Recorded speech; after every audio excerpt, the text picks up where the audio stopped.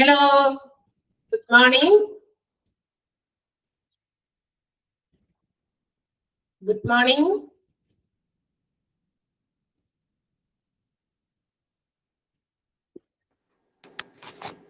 Oh my God. Good morning പറയാൻ ആരുമില്ലേ ഇവിടെ? കുടിച്ചു പറ്റിയോ? പ്രാന്തര ചിന്തയുണ്ടോ? അത്തയ്ക്ക് വിറകണ്ട കട്ടാക്കി എന്തോ പേയാന്ന് തോന്നുന്നു. Good morning. Yes. റെഡി ആയോ എല്ലാവരും ക്ലാസ്സിന് വേണ്ടി?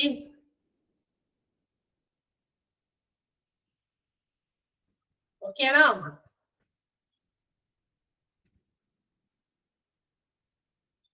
സൗണ്ടിന് എന്തെങ്കിലും കുഴപ്പമുണ്ടോ? സൗണ്ട് ബ്രേക്ക് ആവുന്നുണ്ടോ? സൗണ്ട് കുറവാണോ നോക്കട്ടെ. കേൾക്കാൻ പറ്റുന്നുണ്ടോ എല്ലാവർക്കും? യെസ്. ഓക്കെ, എല്ലാവർക്കും സുഖമൊക്കെ അല്ലേ? പെരുന്നാളും ഒക്കെ ആഘോഷിച്ചു എല്ലാവരും നന്നായിട്ട്? കഴിഞ്ഞ ആഴ്ച കണ്ടിട്ട് പിന്നെ നമ്മൾ ഇന്നാ കാണണ്ടേ? പെരുന്നാളൊക്കെ സൂപ്പറായിട്ട് ആഘോഷിച്ചോ?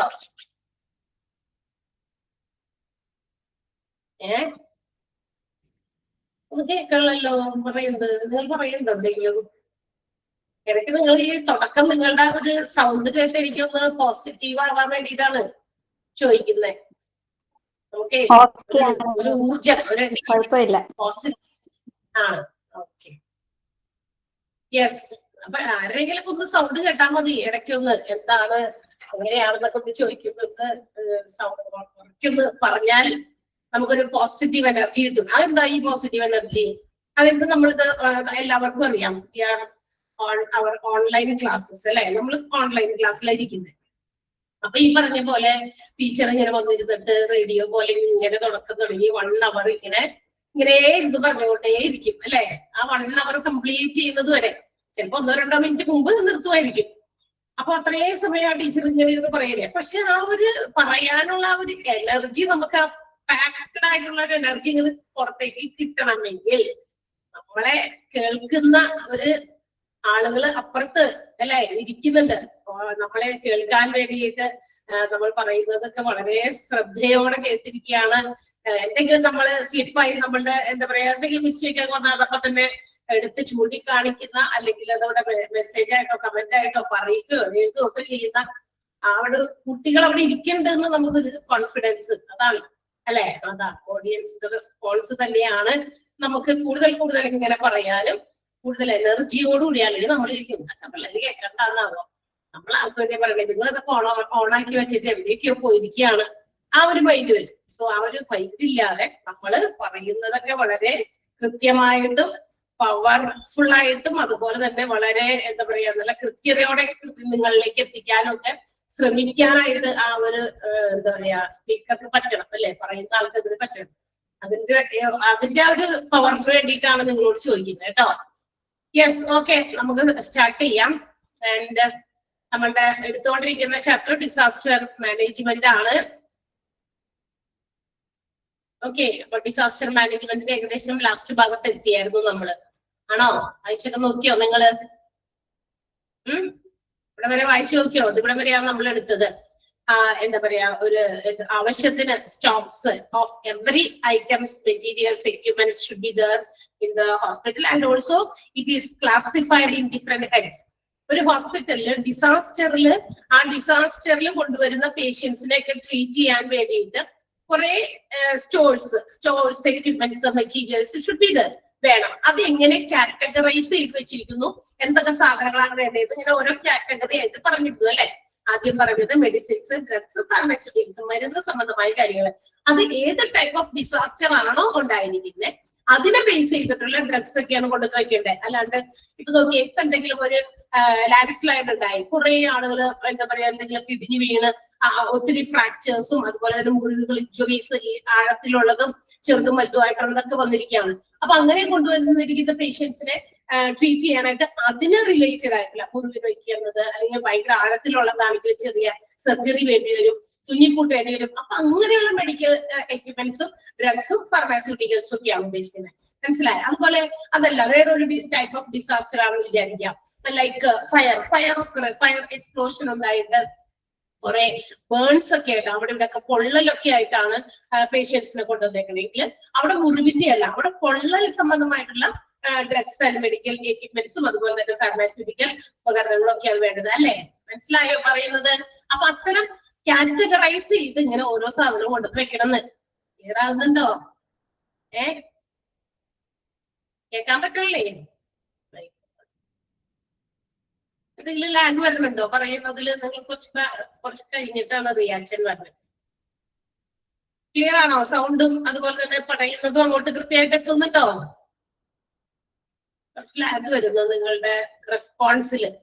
യെസ് എന്നൊക്കെ 1-2 പേരൊക്കെ ടൈപ്പ് ചെയ്യുന്നുണ്ട്, ടൈപ്പ് ചെയ്തിട്ടുണ്ട്, പക്ഷെ കുറച്ച് വൈകി വരുന്നത് പോലെ എനിക്ക് ഫീൽ ചെയ്യുന്നു. ഓക്കെ, അതുപോലെ തന്നെ സർജിക്കൽ ഡ്രസ്സിംഗ് മെറ്റീരിയൽസ് നമ്മൾ പറഞ്ഞല്ലോ, കഴിഞ്ഞ ദിവസം പറഞ്ഞതുപോലെ പോപ്പ് റോൾസ്, അതുപോലെ തന്നെ ബേണിങ്ങിന് ഉള്ളതാണെങ്കിൽ ബേൺ ഡ്രസ്സിങ്സ്. ഓക്കെ, അപ്പൊ ഓരോ ടൈപ്പ് ഓഫ് ഡിസാസ്റ്ററിനെ ഡിപ്പെൻഡ് ചെയ്ത് that type of medicines, drugs, pharmaceuticals should be stored and it should be categorised. Categorise ചെയ്ത് കൊണ്ടുവന്ന് സ്റ്റോർ ചെയ്യണം.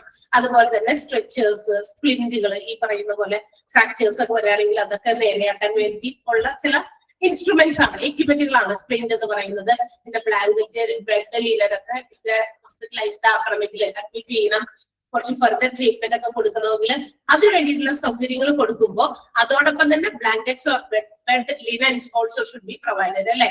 അങ്ങനെയുള്ള സാധനങ്ങൾ കൊടുക്കേണ്ടി വരും. ആവശ്യത്തിന് മെഡിക്കൽ ഗ്യാസുകൾ വേണം. പിന്നെ IV ഫ്ലൂയിഡുകൾ, ചിലപ്പോ ഈ പറയുന്ന പോലെ ഇതൊക്കെ കൊടുക്കേണ്ടി വരും. നമ്മളുടെ ഗ്ലൂക്കോസ് കെട്ടുന്നതോ അല്ലെങ്കിൽ മറ്റു കാര്യങ്ങളോ അതിന്റെയൊക്കെ ഫ്ലൂയിഡുകൾ ആവശ്യമുണ്ട്. അപ്പൊ അതൊക്കെ ധാരാളം വേണ്ടി വരും. എക്സ്റേ പ്ലേറ്റ്സ്, എക്സ്റേസ് ഒക്കെ എടുക്കാൻ വേണ്ടിയിട്ട്. സോ അങ്ങനെ കാറ്റഗറൈസ് ചെയ്ത് സൂക്ഷിക്കണം.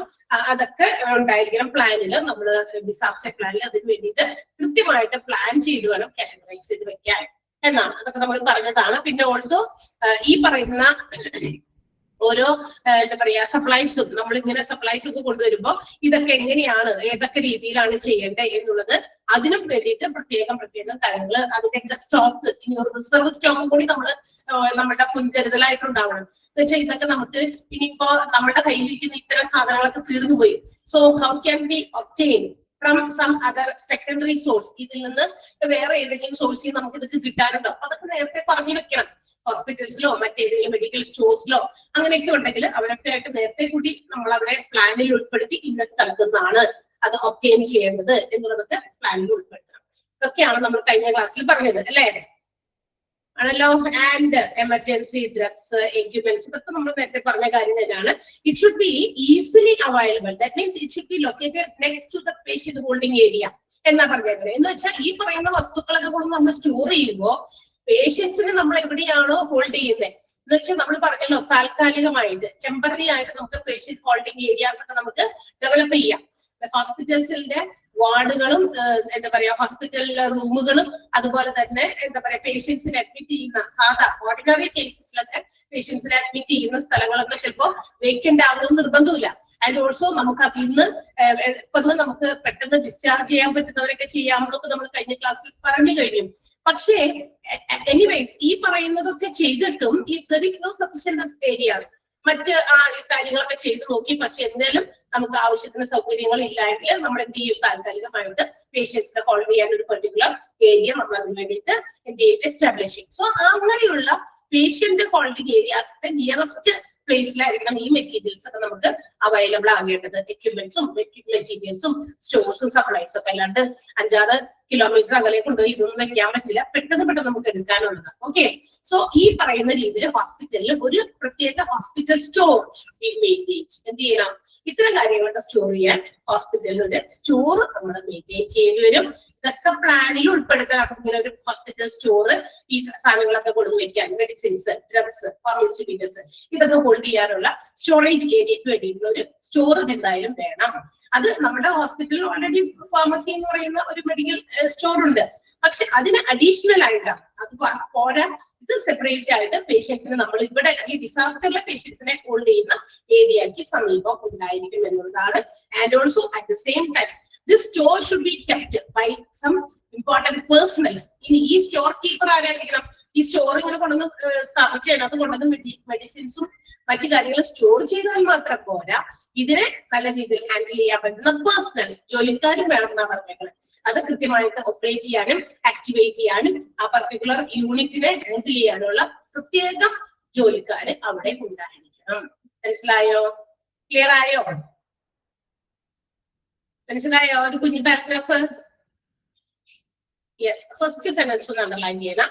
Emergency drugs, equipments and supplies should be located next to each patient holding area. എവിടേക്കാണ് നമ്മൾ പേഷ്യന്റിനെ ഹോൾഡ് ചെയ്യാനായിട്ട് ഉദ്ദേശിച്ചത് അതിന് അതുകൂടി ചേർത്ത് പഠിച്ചോണം, ഓർത്തോളണം. നമ്മളെ പേഷ്യന്റിനെ ഹോൾഡ് ചെയ്യാൻ ടെമ്പററി ആയിട്ട് നമുക്ക് എവിടെ വേണമെങ്കിലും പേഷ്യൻസിനെ അഡ്മിറ്റ് ചെയ്യാം. അപ്പൊ അതിന് വേണ്ടിയിട്ട് നിയറസ്റ്റ് ചില ബിൽഡിംഗ് ഒഴിവായി കിടക്കുന്ന, വേക്കന്റ് ആയി കിടക്കുന്ന എന്താ പറയാ മുറികളാകാം, ക്ലാസ് റൂംസ് ആകാം, അതുപോലെ തന്നെ ചില ബിൽഡിങ്സ് ആകാം ഹോസ്പിറ്റലിനോട് ചേർന്നുള്ള. അപ്പൊ ഇത്തരം ബിൽഡിങ്സിലേക്കൊക്കെ നമ്മൾ പേഷ്യൻസിനെ ഹോൾഡ് ചെയ്യും. അപ്പൊ അവിടെയൊക്കെ ഈ പറയുന്ന മെഡിക്കൽ സ്റ്റോറുകൾ ഉണ്ടായിരിക്കണം. അതിനെ ഒക്കെ മെയിൻറ്റെയിൻ ചെയ്യാനും ഹാൻഡിൽ ചെയ്യാനും ആ മെഡിസിൻസ് ഒക്കെ നല്ല രീതിയിൽ കൺട്രോൾ ചെയ്ത ആളുകൾക്ക് കൊടുക്കാൻ, പെട്ടെന്ന് കൊടുക്കേണ്ടത് എന്തൊക്കെയാണെന്നൊക്കെ നോക്കി കൊടുക്കാനൊക്കെ പറ്റിയ പേഴ്സണൽസ്, ജോലിക്കാരും അത് കീപ്പ് ചെയ്യാൻ വേണ്ടി വേണം, ആ സ്റ്റോർ കീപ്പ് ചെയ്യാൻ വേണ്ടി. ഓക്കെ, ആ ഒരു ഫസ്റ്റ് സെന്റൻസ് അണ്ടർലൈൻ ചെയ്യാം. ആൻഡ് ഇനി if there is some emergencies, നമുക്കറിയാം നമ്മള് ഈ പറയുന്ന എന്താ പറയാ ഡിസാസ്റ്ററിൽ കൊണ്ടുവരുന്ന പേഷ്യൻസിന്റെ നമ്പർ മേ ഇൻക്രീസ്. ചില സാഹചര്യങ്ങളിൽ നമ്മൾ ഉദ്ദേശിച്ച രീതിയിലൊന്നും നിൽക്കില്ല, ആളുകളുടെ എണ്ണം വീട്ടിലേക്കൊക്കെ കൂടിക്കൊണ്ടിരിക്കും അല്ലെ. ആ കൂടിക്കൊണ്ടിരിക്കുന്ന ഓരോ ആളുകൾക്കും നമുക്ക് അതിനനുസരിച്ച് medical equipments, supply of drugs, അതുപോലെ തന്നെ ഫാർമസ്യൂട്ടിക്കൽസ് ഒക്കെ വേണ്ടി വരും. അപ്പൊ നമ്മളുടെ എമർജൻസി റിക്വയർമെന്റ്സ് പെട്ടെന്നായിരിക്കും ഇതൊക്കെ ഉണ്ടാകുക. അപ്പൊ എന്താണ് ഇതിനു വേണ്ടിയിട്ട് നമുക്കൊരു ക്രിട്ടിക്കൽ ആയിട്ടുള്ള സ്റ്റോർ റൂം, ഈ പറയുന്ന രീതിയിൽ സ്റ്റോർ റൂം എന്തായാലും തീർച്ചയായിട്ടും വേണം. ആൻഡ് ഓൾസോ അതിനെ കീപ്പ് ചെയ്യുന്ന ഒരു പേഴ്സണൽ വേണം. ആ സ്റ്റോർ ഹോൾഡർ ആളില്ല എങ്കിൽ ആൾക്ക് പകരം നമുക്ക് ഈ പറയുന്ന പോലെ ഇപ്പൊ ആള് സ്റ്റോർ കീപ്പ് ചെയ്യുന്ന ആള് പെട്ടെന്നൊരു ഡിസാസ്റ്റർ വന്നു, നമ്മുടെ പ്ലാനിൽ ഉൾപ്പെടുത്തിയ പോലെ എല്ലാ മെഡിസിൻസ് ഒക്കെ സ്റ്റോർ ചെയ്തു. പക്ഷേ ഈ പറയുന്ന സ്റ്റോർ കീപ്പറിനെ എന്താ പറയാ ഹാൻഡിൽ ചെയ്യുന്ന ആൾ അവിടെ ഇല്ല എങ്കിൽ അത് പെട്ടെന്ന് നമുക്ക് ആ സ്റ്റോർ അൺലോക്ക് ചെയ്യാനും അവിടുന്ന് മെഡിസിൻസ് ഒക്കെ എടുത്തു കൊടുക്കാനും ഒക്കെ പറ്റുന്ന ചില എസ്റ്റാബ്ലിഷ്മെന്റും നമ്മൾ ആ പറയുന്ന പ്ലാനിൽ ഉൾപ്പെടുത്തണം. എന്ന് വെച്ചാൽ ആ സ്റ്റോർ റൂം നമ്മൾ എങ്ങനെ ഹൗ ടു അൺലോക്ക് ഇറ്റ്, എത്ര പെട്ടെന്ന് എങ്ങനെ നമുക്ക് അതിനെ അൺലോക്ക് ചെയ്യാം, പെട്ടെന്ന് നമുക്ക് അവിടെ നിന്ന് മരുന്നെടുക്കണം, അതൊക്കെ നേരത്തെ തീരുമാനിക്കണം. അല്ലാണ്ട് ആ സമയത്ത് അയ്യോ കൂട്ടി കിടക്കാണ് ഇതെങ്ങനെ നമ്മൾ തുറക്കാമെന്ന് അപ്പോഴല്ല നമ്മൾ അതിനെ കുറിച്ച് ചിന്തിക്കേണ്ടത്. അതാണ് പറഞ്ഞിരിക്കുന്നത്. ക്ലിയർ ആയോ? മനസ്സിലായോ? ചിലപ്പോൾ എല്ലാ സമയത്തും തുറന്നിടണമെന്ന് നിർബന്ധമൊന്നുമില്ല. ഇത്തരം ഡിസാസ്റ്റർ ഒക്കെ ചെയ്യുന്ന സമയത്ത് മെഡിസിൻസ് ഒക്കെ സ്റ്റോർ ചെയ്യാനുള്ള മുറികൾ ഒക്കെ നമ്മൾ അറേഞ്ച് ചെയ്തോ നമ്മുടെ പ്ലാനിൽ ഉൾപ്പെടുത്തിയോ അല്ലെങ്കിൽ മെഡിസിൻസ് ഒക്കെ അങ്ങനെയൊക്കെ സ്റ്റോർ ചെയ്ത് വെച്ചിട്ടുണ്ടെങ്കിൽ തന്നെ ആ സ്റ്റോറൊക്കെ ചിലപ്പോൾ ലോക്ക്ഡ് ആയിരിക്കും. So in order to unlock it, അത് അൺലോക്ക് ചെയ്യാൻ വേണ്ടി ചിലപ്പോൾ അത്തരം പ്രത്യേക സാഹചര്യത്തിൽ ആള് അവിടെ സ്റ്റോർ കീപ്പർ അത് ഉപയോഗിക്കുന്ന അല്ലെങ്കിൽ അത് ഹാൻഡിൽ ചെയ്യുന്ന പേഴ്സണൽ അവിടെ ഇല്ല, ജോലിക്കാരുടെ ഇല്ലെങ്കിൽ പെട്ടെന്ന് അത് തുറക്കാൻ മറ്റേതെങ്കിലും സെക്കൻഡറി വേ, രണ്ടാമതൊരു മാർഗം എന്താണെന്ന് നേരത്തെ കൂട്ടി തീരുമാനിച്ചു വെക്കണം. അതിന് സെപ്പറേറ്റ് കീസ്, എമർജൻസി കീസ് ഒക്കെ ഉണ്ടെങ്കിൽ അതൊക്കെ ആ സ്റ്റോഴ്സ് ഡിപ്പാർട്ട്മെന്റ് ഫാർമസിയിലൊക്കെ ഇത് അവൈലബിൾ ആയിരിക്കും. ഫാർമസിയിൽ ഏൽപ്പിക്കോ, അതിന്റെ ഒരു സ്പെയർ കീ എവിടെയെങ്കിലും ഒക്കെ സൂക്ഷിക്കോ, എളുപ്പം നമുക്കിത് അൺലോക്ക് ചെയ്യാൻ പറ്റുന്ന രീതിയിൽ അത് എന്ത് ചെയ്യണം, നമ്മളത് തീരുമാനിക്കണം. ആ കീ ഒക്കെ എവിടെ വെക്കണം എന്നുള്ളതൊക്കെ. ഓക്കെ, ആ സ്റ്റോറിന് വേണ്ടി അതൊക്കെയാണ് ആ പാരഗ്രാഫിൽ പറഞ്ഞിരിക്കുന്നത്. മനസ്സിലായോ? ക്ലിയർ ആയോ പാരഗ്രാഫ്?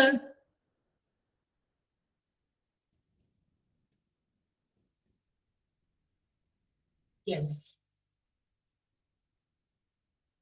ആകെ എത്ര പിള്ളേരുണ്ട് നമ്മള്?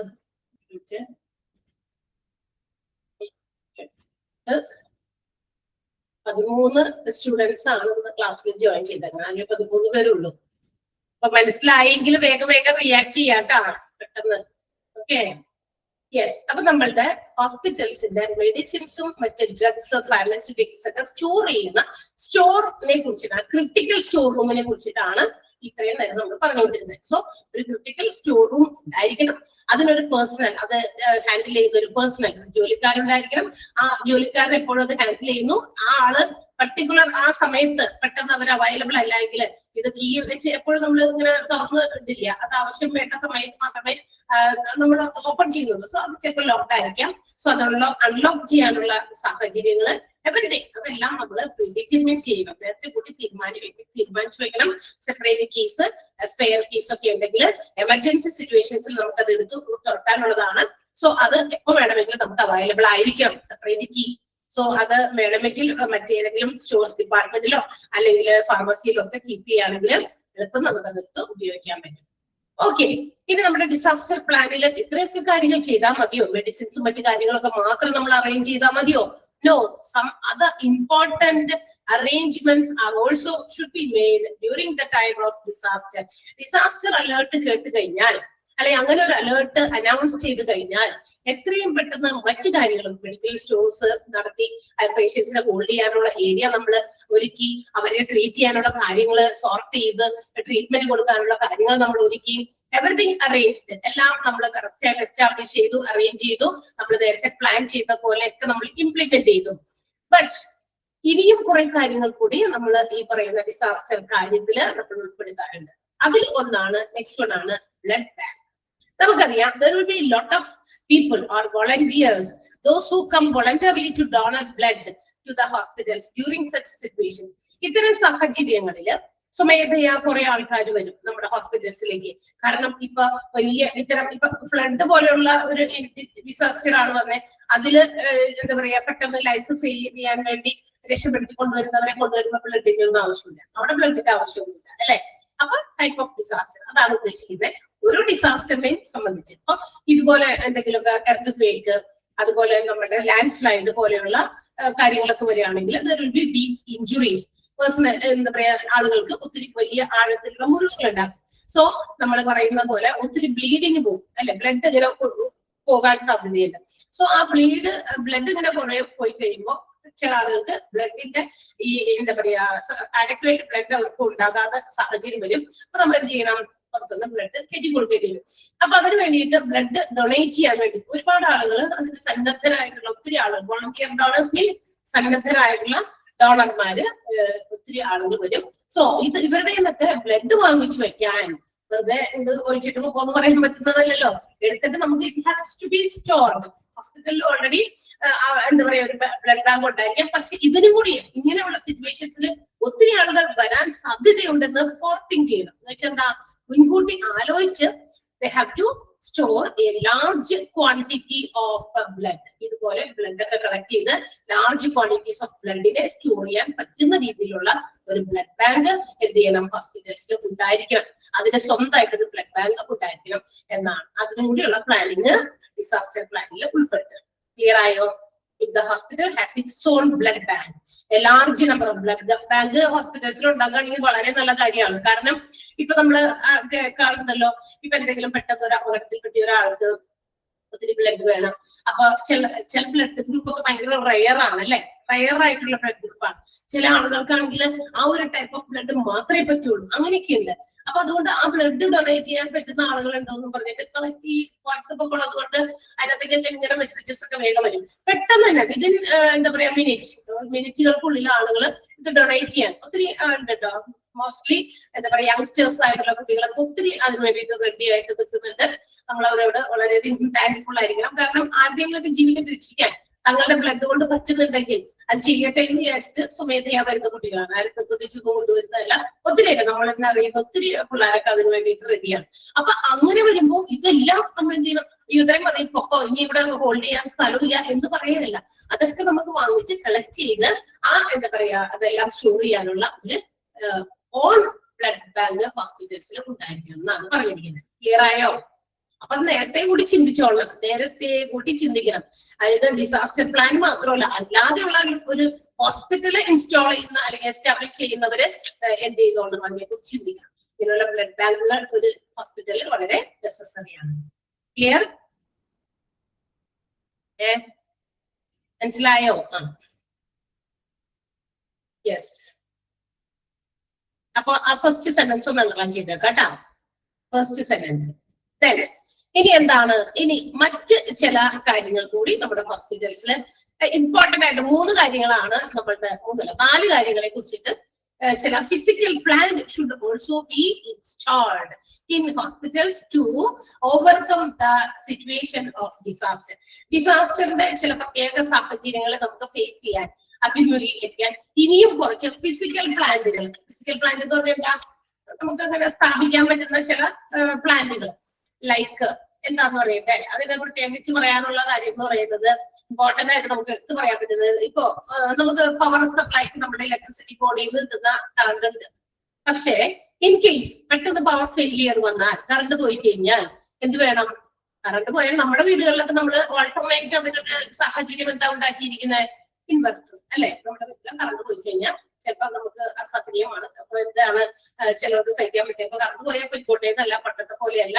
പണ്ടൊക്കെ കറണ്ട് പോയാൽ നമ്മൾ ഇരുട്ടത്തിരിക്കും അല്ലെ? ഒരു മെഴുകുതിരി കത്തിച്ചിരിക്കും, ഇരുട്ടത്തിരിക്കും, വലിയ കുഴപ്പമൊന്നുമില്ല, വീശിക്കൊണ്ടൊക്കെ ഇരിക്കും. പക്ഷെ ഇപ്പോഴത്തെ കുട്ടികൾ സമ്മതിക്കില്ല. അതുകൊണ്ട് തന്നെ നമ്മളൊരു ഓൾട്ടർനേറ്റീവ് ഒരു ഓപ്ഷൻ എന്ന് പറയുന്നത് നമ്മുടെ വീടുകളിൽ ഇൻവെർട്ടർ ആണ്.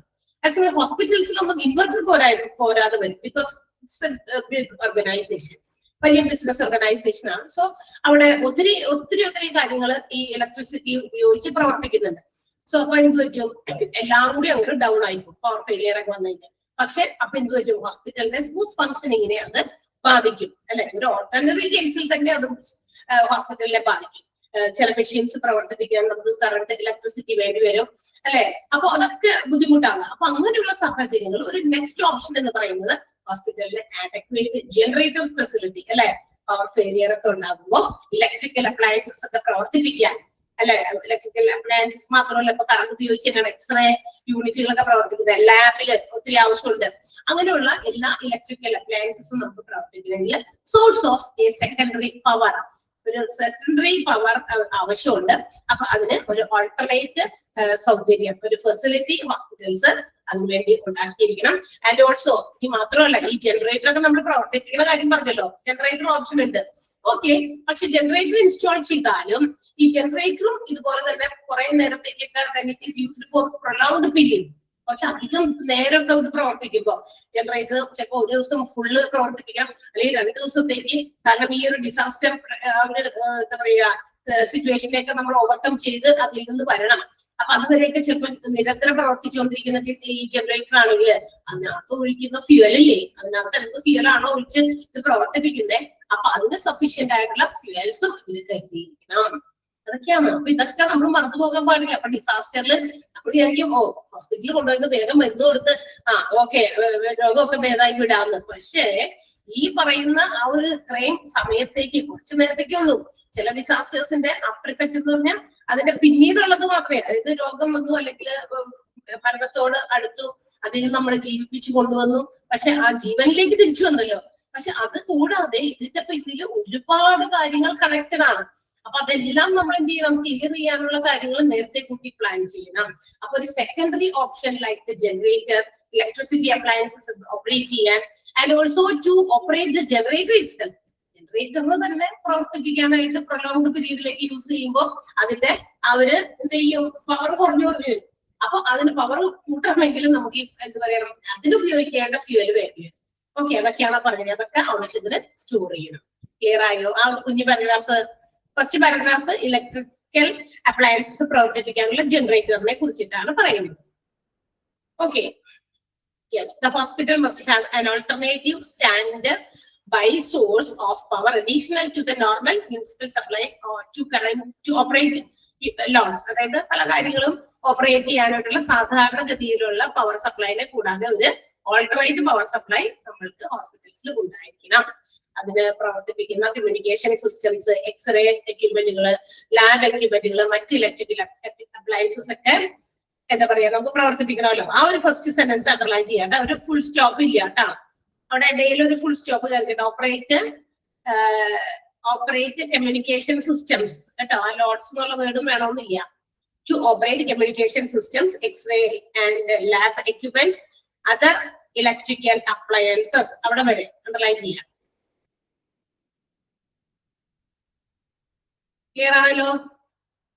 അയച്ചാലും നമുക്ക് മനസ്സിലാവുന്ന കാര്യമാണ്. ഒരു ഓൾട്ടർനേറ്റ് ഇലക്ട്രിക്കൽ സപ്ലൈക്ക് വേണ്ടിയിട്ട് നമ്മളൊരു ഓപ്ഷൻ ഉണ്ടായിരിക്കണം. ഓക്കെ, ഇനി മറ്റൊരു കാര്യം എന്താ? Sufficient water, availability of water and water conservation, ശുദ്ധമായ ജലം, അതുകൂടാതെ മറ്റ് ഉപയോഗങ്ങൾക്കുള്ള വെള്ളം, ഇതൊക്കെ ആവശ്യത്തിന് ഹോസ്പിറ്റലിന്റെ ഡിസാസ്റ്റർ പ്ലാനിൽ ഉൾപ്പെടുത്തണം. ഒരു എന്താ പറയാ സെപ്പറേറ്റ് സോഴ്സ് എങ്ങനെയൊക്കെ നമുക്ക് എന്തെങ്കിലും ഇപ്പൊ ഇതുപോലെയുള്ള ഡിസാസ്റ്റർ ഒക്കെ വന്നു കഴിയുമ്പോ ഒത്തിരി ആളുകളെ കൊണ്ടുവന്നു, എല്ലാവരെയും കൂടി ഒരുമിച്ചാണ് നമ്മൾ ഇവിടെ ട്രീറ്റ്മെന്റ് കൊടുക്കുന്നത്. സോ ദാറ്റ് അവിടെ ഉള്ള വെള്ളം തന്നെ ഇറ്റ് ബിക്കംസ് കണ്ടാമിനേറ്റഡ്. അതിനകത്ത് ഒക്കെ ചിലപ്പോൾ മലിനമാകാൻ സാധ്യതയുണ്ട്. എല്ലാവരും കൂടി ഉപയോഗിച്ച് നമുക്കറിയാം ഇതിനൊക്കെ ഒരു എന്താ പറയാ, നമ്മൾ ഇത്രയും കാര്യങ്ങളൊക്കെ പ്ലാൻ ഒക്കെ ചെയ്ത് നേരത്തെ കുട്ടി ഒത്തിരി കരുതലോടെ ഇരുന്നാലും എല്ലാം തന്നെ അക്യുറേറ്റ് ആയിട്ട് സ്മൂത്ത് ആയിട്ട് ഫങ്ഷൻ ചെയ്യും. നമുക്ക് 100% ഗ്യാരണ്ടി ഒന്നും കൊടുക്കാൻ പറ്റില്ല. പറ്റുമോ? നിങ്ങളൊന്ന് ആലോചിച്ച് നോക്കിയേ, പറ്റുമോ? ഇപ്പൊ നമ്മുടെ വീടുകളൊക്കെ നമ്മൾ 2-3 പേരൊക്കെ ഉള്ളൂ വീടുകളിൽ, 3-5 പേര്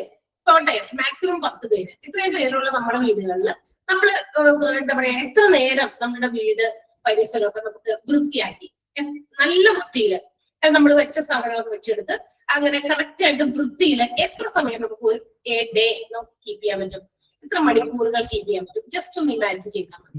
ഓക്കെ, നമ്മളിപ്പോ അടിച്ചു തൂത്തുവാരിയൊക്കെ തുടച്ചൊക്കെ വൃത്തിയാക്കിയിരിക്കും അല്ലെ? നമ്മൾ അവിടെ ഇവിടുന്ന് ഈ ഫ്രണ്ടിൽ നിന്ന് തുടങ്ങി തൂത്തുവാരി ചെല്ലുമ്പോൾ ബാക്കിൽ എത്തുമ്പോഴേക്കും ഫ്രണ്ടിൽ നിന്ന് തുടങ്ങി ചെല്ലുമ്പോൾ നാശമായിട്ടുണ്ടാവും. കാരണം നമ്മുടെ വീടുകളിൽ ആളുകളുടെ എണ്ണം കൂടുന്നതനുസരിച്ച് അത് നമ്മൾ പറയുന്ന പോലെയല്ല, ഇതെല്ലാം തന്നെ നമ്മൾ ഉദ്ദേശിച്ച രീതിയിൽ ആവില്ല. കുറച്ചു നേരത്തേക്ക് മാത്രമേ അത് നമുക്ക് അങ്ങനെ കാണാൻ പറ്റുള്ളൂ. പിന്നെ എല്ലാവരും ഇല്ലാതിരിക്കുന്ന ഒരു സമയമാണെങ്കിൽ മാത്രം.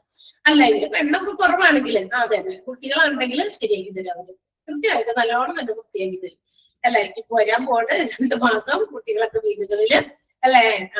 അപ്പോ എന്താ പറയാ, അതുപോലെ ഇരിക്കുന്ന ഒരു സ്ഥലത്ത് അങ്ങനെ വരുമ്പോ നിങ്ങളൊന്ന് കമ്പയർ ചെയ്ത് നോക്ക്. ഇന്നെ ഹോസ്പിറ്റലിന്റെ പ്രത്യേകത എന്തായിരിക്കും? അപ്പൊ ഈ സാധാരണഗതിയിലുള്ള കാര്യങ്ങൾ അവർ ചെയ്തുകൊണ്ടിരിക്കുക, ഈ പറയുന്ന എല്ലാ ഇതിലും നമ്മൾ എത്ര പ്ലാൻ ചെയ്താലും പ്ലാന്റിലൊക്കെ ഒത്തിരിയൊക്കെ എന്തെങ്കിലുമൊക്കെ ഉണ്ടാകും അല്ലെ? ലാഗ് ഉണ്ടാകും, പല കാര്യങ്ങളും കൃത്യതയോടെ നടക്കില്ല. സോ അവിടെയുള്ള പല കാര്യങ്ങളും താറുമാറാകും. ഇമ്പോർട്ടന്റ് ആയിട്ടുള്ള കാര്യം എന്ന് പറയുന്നത് വാട്ടർ സോഴ്സസ് ഒക്കെ കണ്ടാമിനേറ്റ് ചെയ്യാൻ ഈ രോഗികളെയൊക്കെ കൊണ്ടുവന്ന് അവർക്ക് വേണ്ട കാര്യങ്ങളൊക്കെ ചെയ്ത് അപ്പൊ അങ്ങനെയുള്ള സാഹചര്യങ്ങളൊക്കെ ഒഴിവാക്കാൻ വേണ്ടിയിട്ട് ക്ലോറിനേഷൻ പ്രോപ്പർ ആയിട്ട് ചെയ്യുക. അതെ, വെള്ളത്തിന്റെ കാര്യം എന്ന് പറയുന്നത് വളരെ ഇമ്പോർട്ടന്റ് ആയിട്ടുള്ള കാര്യമാണ്. ക്ലെൻലിനെസ്, ശുചിത്വം എന്ന് പറയുന്നത് ഏറ്റവും കൂടുതൽ നമ്മൾ എത്രത്തോളം ശ്രദ്ധിക്കുന്നു അത്രയും നമുക്ക് രോഗങ്ങളെയും രോഗാണുക്കളെയും മാറ്റി നിർത്താൻ പറ്റും അല്ലെ? അപ്പൊ ഡിസൈറബിൾ ആയിട്ടുള്ള വാട്ടർ എന്താ പറയാ ഫെസിലിറ്റി, അതിനെ ഡീകണ്ടാമിനേറ്റ് ചെയ്യാൻ, ക്ലോറിനേറ്റ് ചെയ്യാൻ വാട്ടർ, അങ്ങനെയുള്ള plans also should be activated, established. ഈ പറയുന്നത് അപ്പൊ നമ്മൾ വെള്ളത്തെ ഇടയ്ക്കിടയ്ക്ക് ശുദ്ധീകരിക്കാൻ വേണ്ട സജ്ജീകരണങ്ങൾ കൂടി നമ്മുടെ പ്ലാനിൽ ഉൾപ്പെടുത്തണം. അത്രേ ഉള്ളൂ. ഓക്കെ, സോ ആ പോയിന്റിലെയും ഫസ്റ്റ് സെന്റൻസ് ഒന്ന് അണ്ടർലൈൻ ചെയ്യുക. Availability of sufficient quantities of water and water conservation has to be given a thought. അതിനെ കുറിച്ചും ചിന്തിക്കണം. ഓക്കെ, ഇനി അടുത്ത ഫിസിക്കൽ പ്ലാന്റ് എന്താണെന്ന് അറിയാമോ? അടുത്ത ഫിസിക്കൽ പ്ലാന്റ് ഹോസ്പിറ്റലില് നമുക്കറിയാം, നിങ്ങൾ ഡിപ്ലോമയിൽ ഓൾറെഡി പഠിച്ചിട്ടുണ്ട്. ലോണ്ടറി ആൻഡ് ലിനൻ എന്ന് പറയുന്ന ഒരു ഡിപ്പാർട്ട്മെന്റ് ഇല്ലേ? ഒരു സപ്പോർട്ടീവ് ഡിപ്പാർട്ട്മെന്റ് ആണ് ലോണ്ടറി ആൻഡ് ലിനൻ. ഹോസ്പിറ്റൽസിന്റെ എന്താ പറയാ, അവിടെയുള്ള ലിനൻസ് ഒക്കെ അതുപോലെ തന്നെ ഹോസ്പിറ്റൽ പേഷ്യൻസ് ഉപയോഗിക്കുന്നതും ഡോക്ടേഴ്സ് ഉപയോഗിക്കുന്നതുമായിട്ടുള്ള അവരുടെ ലിനൻസ് ഒക്കെ വാഷ് ചെയ്ത് അതൊക്കെ എന്താ പറയാ ഡീകണ്ടാമിനേറ്റ് ചെയ്ത് ഡിസിൻഫെക്റ്റ് ചെയ്ത് കൃത്യമായിട്ട് അതെല്ലാം വാഷ് ചെയ്തതിന് ശേഷം എന്താ പറയാ ഒത്തിരി പ്രോസസ് അതിനകത്ത് നടക്കുന്നുണ്ട് അല്ലെ? അത് അയൺ ചെയ്യുന്നത് വരെ, അയൺ ചെയ്ത് അതത് ഡിപ്പാർട്ട്മെന്റിലേക്ക് ഹാൻഡ് ഓവർ ചെയ്യുന്നത് വരെ each and every step by step process ഒക്കെ ഉണ്ട്. ഇതൊക്കെ കംപ്ലീറ്റ് ചെയ്യുന്നുണ്ട്. അപ്പൊ സാധാരണ ഒരു ഓർഡിനറി വർക്കിംഗ് ഒരു കണ്ടീഷൻ ആണെങ്കിൽ എവറിഥിങ് വിൽ ബി ഓക്കെ. പക്ഷെ ഇത്തരം സാഹചര്യങ്ങളിൽ additional supplies of such laundry services അതിന് വേണ്ടിയിട്ടുള്ള ചില സജ്ജീകരണങ്ങൾ കൂടി ഹോസ്പിറ്റൽസിൽ നടത്തിയിരിക്കണം. കാരണം ആ സമയത്ത് ഈ പറയുന്ന ലോണ്ടറിയുടെ സാധാഗതിയിലുള്ള ലോണ്ടറി പ്രവർത്തനങ്ങൾ മാത്രമല്ല, ഈ കൊണ്ടുവരുന്ന പേഷ്യൻസിനെ ചിലപ്പോൾ അവരെയൊക്കെ വലിയ ഇതിൽ നിന്നൊക്കെ എടുത്തിട്ടാ കൊണ്ടുവരില്ല. അപ്പൊ അവരുടെ ഡ്രസ്സൊക്കെ ആകെ ഇതായിട്ടുണ്ടാകും. അപ്പൊ അതൊക്കെ മാറ്റണം. അതിനെയൊക്കെ അതിനകത്ത് രോഗാണുക്കളോ മറ്റൊക്കെ ഉണ്ടാകാൻ സാധ്യതകളുണ്ട്. അപ്പൊ അതിനെയൊക്കെ കൃത്യമായിട്ട് ഹാൻഡിൽ ചെയ്യണം. അപ്പൊ അതിന് ഒരു കൃത്യമായിട്ട് അത് ഇൻസ്പെക്ട് ചെയ്യാനും അതിനുവേണ്ടിയിട്ടുള്ള ജോലിക്കാര് കൃത്യമായിട്ട് ഹോസ്പിറ്റലിന്റെ ഈ ആക്ടിവിറ്റീസിനെ ഹെൽപ്പ് ചെയ്യാനൊക്കെ ഉള്ള പേഴ്സണൽ അതിനുവേണ്ട ജോലിക്കാരൊക്കെ നേരത്തെ കൂടി തീരുമാനിച്ചു വെക്കണം. ഇയർ മാർക്കറ്റ് എന്ന് പറയുന്നത് അതിന് വേണ്ടിയിട്ട് ഇതൊക്കെ മാറ്റി വെച്ചേക്കണം എംപ്ലോയീസിനെ അല്ലെങ്കിൽ പേഴ്സണൽസിനെ, ജോലിക്കാരെ. ഓക്കെ, അപ്പൊ ഒരു അഡീഷണൽ ലോണ്ടറി പ്രൊവിഷൻ എന്താണ് service should also be made. ഒരു അഡീഷണൽ ആയിട്ട് ലോണ്ടറി സർവീസ് ഓപ്ഷൻ വേണ്ടി വരും. സാധാ ഹോസ്പിറ്റൽസിലെ ലോണ്ടറി എന്താ പറയാ ഫങ്ഷനിങ് അല്ല, അതിന് പോരായ്മകൾ ഉണ്ട് എങ്കിൽ അഡീഷണൽ ആയിട്ട് അതിന് വേണ്ടിയുള്ള കാര്യങ്ങൾ ചെയ്യണം. ക്ലിയർ ആയോ? മനസ്സിലായോ? ആ പാരഗ്രാഫ് ലോണ്ടറിയുടെ ഫസ്റ്റ് സെന്റൻസ് തന്നെ മാത്രം അണ്ടർലൈൻ ചെയ്യാം കേട്ടാ. എല്ലാത്തിന്റെയും ആദ്യത്തെ സെന്റൻസ് ആണ്. അടുത്തത് എന്താ?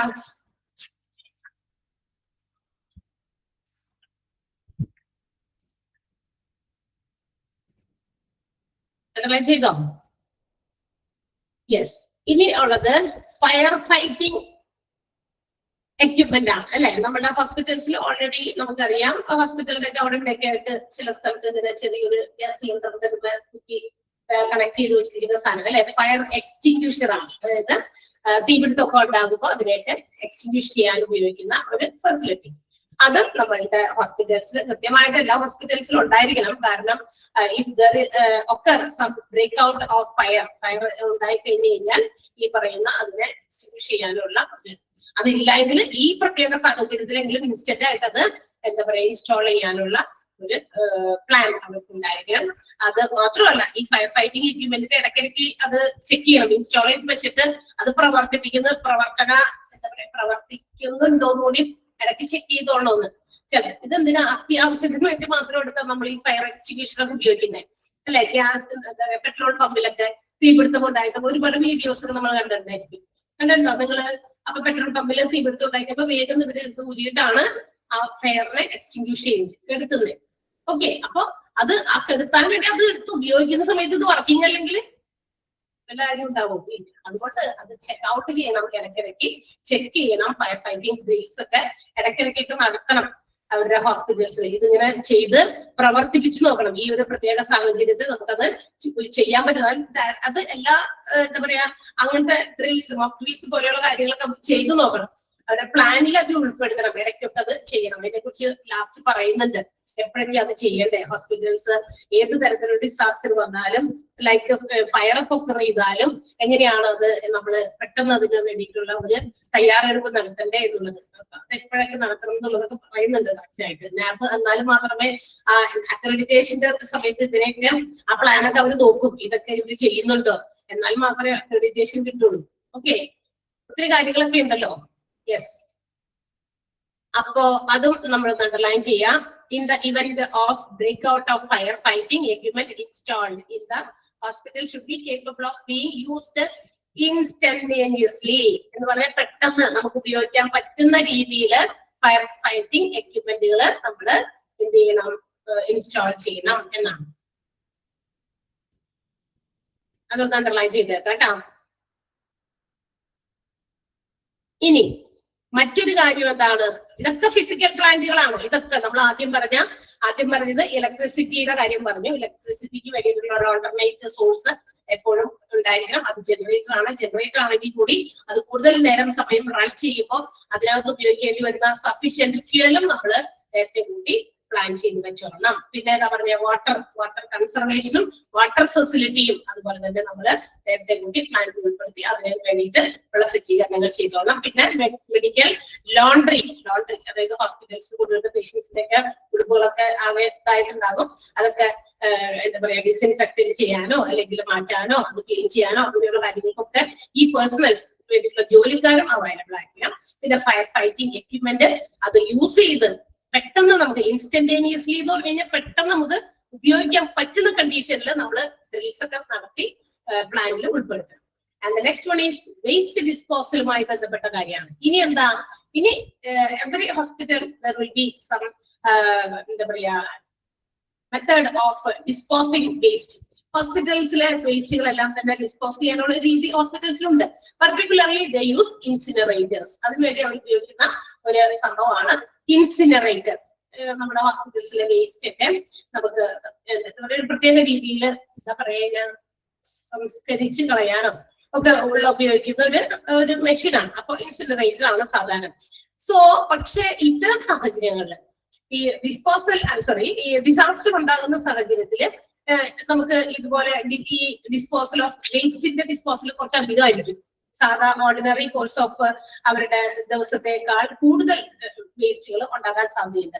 സോ അങ്ങനത്തെ ഒരു മാത്രമല്ല ഈ ഇൻസിനറേറ്റർ ചിലപ്പോൾ ഉപയോഗിക്കാൻ പറ്റുന്നതിനേക്കാൾ കൂടുതൽ അതിന്റെ എന്താ പറയാ ഫംഗ്ഷനിനേക്കാൾ കൂടുതൽ സാധനങ്ങൾ ബാക്കി വേസ്റ്റ് ആയിട്ട് വരാം.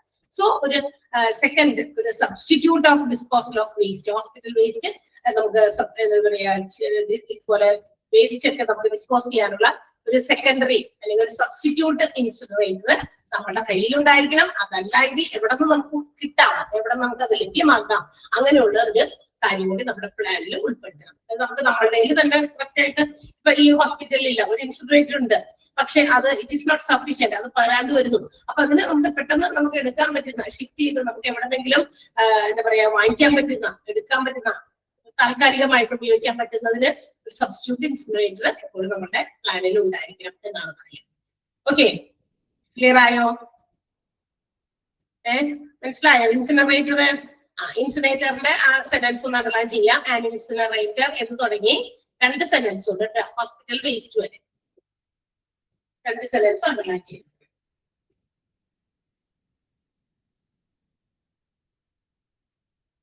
Okay, then sufficient insecticides. അടുത്തത് പല ഇൻസെക്ട്സ് ഒക്കെ പെരുകാൻ സാധ്യതയുണ്ട് ഡിസാസ്റ്ററിലൊക്കെ. ഒത്തിരി ആളുകളുടെ എണ്ണം കൂടുന്നതനുസരിച്ച് പല സ്ഥലത്തും അൺഹൈജീനിക് ആക്കുന്ന രീതിയിലുള്ള ഫ്ലൈസും ഇൻസെക്ട്സും ഒക്കെ ഒത്തിരി പെരുകും.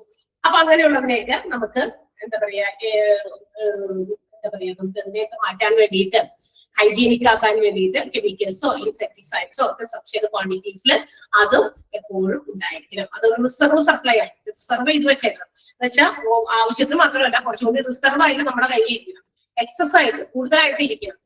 കാരണം ഇത് പെരുകുമ്പോ ഇൻസെക്ട്സും അതുപോലെ തന്നെ മറ്റേതെങ്കിലും തരത്തിലുള്ള ഫ്ലൈസും മറ്റുമൊക്കെ പെരുകുമ്പോ എന്താണ്, നമുക്ക് ഇതിനൊക്കെ വേണ്ടിയിട്ട് ഇതിനെ റെസിസ്റ്റ് ചെയ്യാനായിട്ട് ഉപയോഗിക്കേണ്ട സാധനമാണ് ഇൻസെക്ടിസൈഡ്സും അതുപോലെ കെമിക്കൽസും. അപ്പൊ അത് ഉപയോഗിക്കാൻ സഫീഷ്യന്റ് ആയിട്ടുള്ളത് പോരാ, കുറച്ച് എക്സസ് ആയിട്ട് തന്നെ ഇരിക്കണം കയ്യിൽ എന്നാണ് പറയുന്നത്. ഓക്കെ, യെസ്, അത്രേ ഉള്ളൂ അതിനെ കുറിച്ചിട്ട്. ഇതൊക്കെ നമുക്ക് കാര്യങ്ങളൊക്കെ പെട്ടെന്ന് നമുക്ക് മനസ്സിലാകുന്നത് അല്ലേ. ഇൻഫെക്ഷ്യസ് ഡിസീസസ് ഒക്കെ പകരാൻ സാധ്യതയുണ്ട്, അതുകൊണ്ട് ഇൻസെക്റ്റുകളെയൊക്കെ നമ്മൾ ഇല്ലാണ്ടാക്കണം. ഇനിയും തീർന്നിട്ടില്ല, ഇനി മറ്റൊരു ഫിസിക്കൽ പ്ലാന്റ് ആണ് ഹോസ്പിറ്റൽസിന്റെ ഡിസാസ്റ്റർ സമയത്ത് ടെമ്പററി ആയിട്ട് നമുക്ക് വേണ്ട മറ്റൊരു സൗകര്യമാണ് ഹോസ്പിറ്റലിന് ഒരു എമർജൻസി മോർച്ചറി. ഓൾറെഡി മിക്ക ഹോസ്പിറ്റൽസും there will be mortuary to hold the dead bodies of patients. ഹോസ്പിറ്റൽസിലെ പേഷ്യൻസിന്റെ അവിടെ വെച്ച് മരിക്കുന്നതോ അല്ലെങ്കിൽ തൊട്ടടുത്ത പ്രദേശങ്ങളിലൊക്കെ റോഡിൽ കിടന്ന് മരിക്കുന്നതോ അങ്ങനെ കൊണ്ടുവരുന്ന വഴിക്ക് മരിക്കുന്നതോ ഒക്കെ ഉള്ള രോഗികളൊക്കെ ചിലപ്പോ ഇവിടെ എത്തിക്കഴിയുമ്പോൾ മരിച്ചു കഴിയുമ്പോൾ ചിലപ്പോൾ ഐഡന്റിഫിക്കേഷൻ പർപ്പസിന് അല്ലെങ്കിൽ ലീഗൽ ഇമ്പോർട്ടൻസിന് വേണ്ടിയിട്ടോ ഫോറൻസിക് പർപ്പസിന് വേണ്ടിയിട്ടോ അല്ലെങ്കിൽ എന്താ പറയാ റിസർച്ച് ആൻഡ് സ്റ്റഡി എന്തെങ്കിലും കാര്യങ്ങൾക്കൊക്കെ വേണ്ടിയിട്ട് എന്താ പറയാ കുറച്ച് ദിവസത്തേക്കൊക്കെ ഇവിടെ ഹോസ്പിറ്റൽസിൽ ഡെഡ് ബോഡീസ് സ്റ്റോർ ചെയ്ത് വെക്കുന്നുണ്ട് അല്ലെ. അതിന് വേണ്ടിയിട്ടുള്ള സ്ഥലമാണ് മോർഗ് അല്ലെങ്കിൽ മോർച്ചറി എന്ന് പറയുന്നത്. മോർച്ചറി എന്ന് പറയുന്ന ചാപ്റ്റർ നിങ്ങൾ പഠിച്ചതാണ്, നമ്മൾ ഇനി കൂടുതൽ വിശദീകരിക്കേണ്ട ആവശ്യമുണ്ടോ കേട്ടോ? മോർച്ചറി പഠിച്ചില്ലേ? എവിടെ പഠിച്ചു? ഡിപ്ലോമയിൽ പഠിച്ചാ? ഹലോ ഓക്കെ, പഠിച്ചതാണ്. സോ അപ്പൊ ഐഡന്റിഫിക്കേഷൻ പർപ്പസിന് പ്രിസർവ് ചെയ്യാം.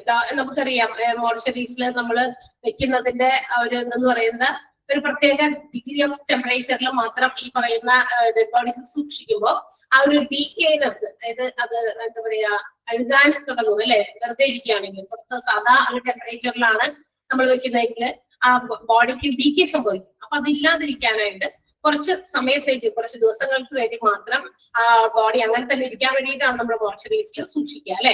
അപ്പൊ അങ്ങനെയുള്ള മാത്രമല്ല ചില മെഡിക്കൽ ലീഗൽ ആയിട്ടുള്ള ചില കാര്യങ്ങൾക്കൊക്കെ വേണ്ടിയിട്ട്, ചില തെളിവെടുപ്പിനോ മറ്റു കാര്യങ്ങൾക്കും ഒക്കെ ഉപയോഗിക്കാറുണ്ട് ഇതുപോലെയുള്ള ഹോസ്പിറ്റൽ മോർച്ചറീസ് സാധാരണ ഉപയോഗിക്കുന്നത്. പക്ഷേ ഈ ഒരു എന്താ പറയാ particular emergency situation like disaster പോലെയുള്ള സാഹചര്യങ്ങളിൽ there will be a large number of dead bodies. അപ്പൊ ഇവിടെ എന്താ പറയാ മരിക്കുന്ന ആളുകളുടെ എണ്ണം ചിലപ്പോൾ കൂടുതലായിരിക്കാം. വലിയ ഡിസാസ്റ്റർ ആണ്, ഭയങ്കരമായ ഡിസാസ്റ്റേഴ്സ് ഒക്കെ ആണെങ്കിൽ ലൈക്ക് നമ്മുടെ ലാൻഡ് സ്ലൈഡ് ഒക്കെ ഉണ്ടായതുപോലെയുള്ള ഡിസാസ്റ്റർ ആണെങ്കിൽ a number of people were killed. ഒരുപാട് ആളുകൾ മരണപ്പെട്ടു. അപ്പൊ ഇവരുടെയൊക്കെ ബോഡീസ് കുറച്ചു നേരത്തേക്കെങ്കിലും എന്ത് ചെയ്യണം, അവരുടെ ആരെങ്കിലും ഒക്കെ എന്താ പറയാ ബന്ധുക്കള് റിലേറ്റീവ്സ് ഒക്കെ ഉണ്ടെങ്കിൽ വന്ന് ഐഡന്റിഫൈ ചെയ്യാനോ ഉള്ള പർപ്പസിനൊക്കെ വേണ്ടിയിട്ട് നമുക്ക് ഹോൾഡ് ചെയ്യാം. അപ്പൊ ആ ഒരു സാഹചര്യത്തിൽ അത്രയും നേരത്തേക്കെങ്കിലും സൂക്ഷിക്കാൻ ഒരു emergency mortuary should be installed. അതിന് വേണ്ടിയിട്ട് ഉണ്ടായിരിക്കാം. അതിന് വേണ്ടിയിട്ട് നമ്മൾ വേഗം നിന്നോട് കെട്ടിട്ടുണ്ടാക്കാനൊന്നും ഇറ്റ്സ് നോട്ട് പോസിബിൾ. നമുക്കറിയാം എന്താ പറയാ വെറുതെ വേഗം തന്നെ അയ്യോ മോർച്ചറി തകയില്ല വേറെ ഒരെണ്ണം പണിതോ എന്ന് പറഞ്ഞ് പണിതാണോ ഉണ്ടാക്കുന്നേ? അല്ല.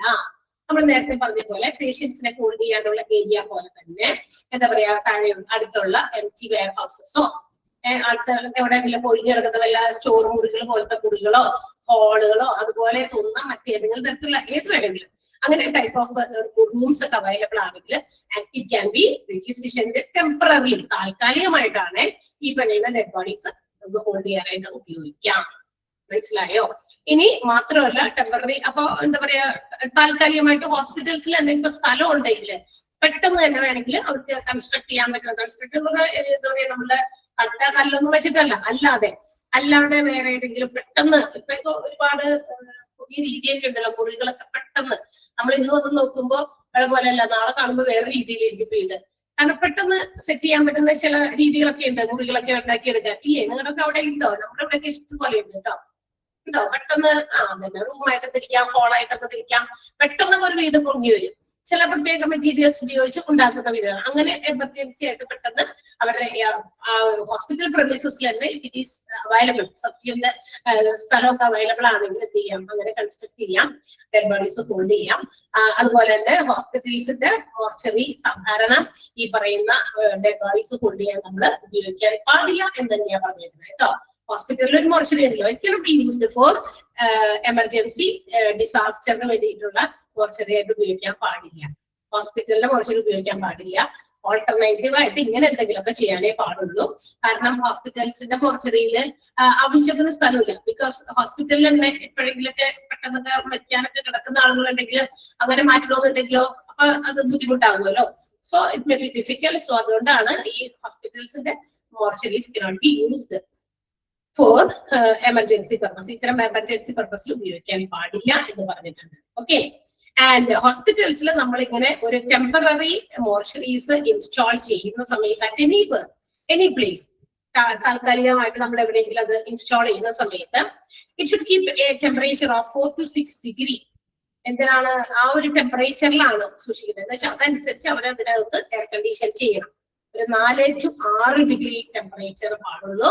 അങ്ങനെ എന്താണ് ഫോർ ഡിലേ ഓഫ് ഡികമ്പോസിഷൻ. ആ ബോഡി അഴുകാതിരിക്കാൻ, അത് അഴുകുന്നത് വൈകിക്കാൻ വേണ്ടിയിട്ടാണ് നമ്മൾ എന്ത് ചെയ്യുന്നത്, ഈ ഒരു ടെമ്പറേച്ചറിൽ ബോഡി ഒക്കെ കീപ്പ് ചെയ്യുന്നത്. മനസ്സിലായോ? അപ്പൊ ഏത് മുറിയോ എന്തെങ്കിലും സജ്ജീകരണങ്ങളോ നടത്തിവിട്ട് മോർച്ചറി ഉണ്ടാക്കാം. പക്ഷെ മോർച്ചറി ഉണ്ടാക്കിയിട്ട് അവിടെയൊക്കെ വേഗം കൊണ്ട് ഡെഡ് ബോഡീസ് സ്ഥലമല്ല ചെയ്യുന്നത്. അപ്പോ ആ മുറിക്ക് ആ റൂമിന് ഈ ഒരു പെർട്ടിക്കുലർ ഡിഗ്രി ഓഫ് ടെമ്പറേച്ചർ മാത്രമേ പാടുള്ളൂ. മനസ്സിലായോ? ടെമ്പററി മോർച്ചറി ആണെങ്കിലും. യെസ്. അപ്പൊ നമ്മളൊന്ന് അണ്ടർലൈൻ ചെയ്യാം. ഓക്കെ. അതില് മോർച്ചറി എമർജൻസി മോർച്ചറിയിലെ ഫസ്റ്റ് സെന്റൻസ് അണ്ടർലൈൻ ചെയ്യാട്ടാ. Proper identification, preservation and disposal of dead bodies taking into consideration medical legal formalities is a serious problem. അത് പിന്നെ to cater the large number of dead, അടുത്ത സെന്റൻസും underline ചെയ്യാം. increase the number of dead bodies വരെ underline ചെയ്യാം.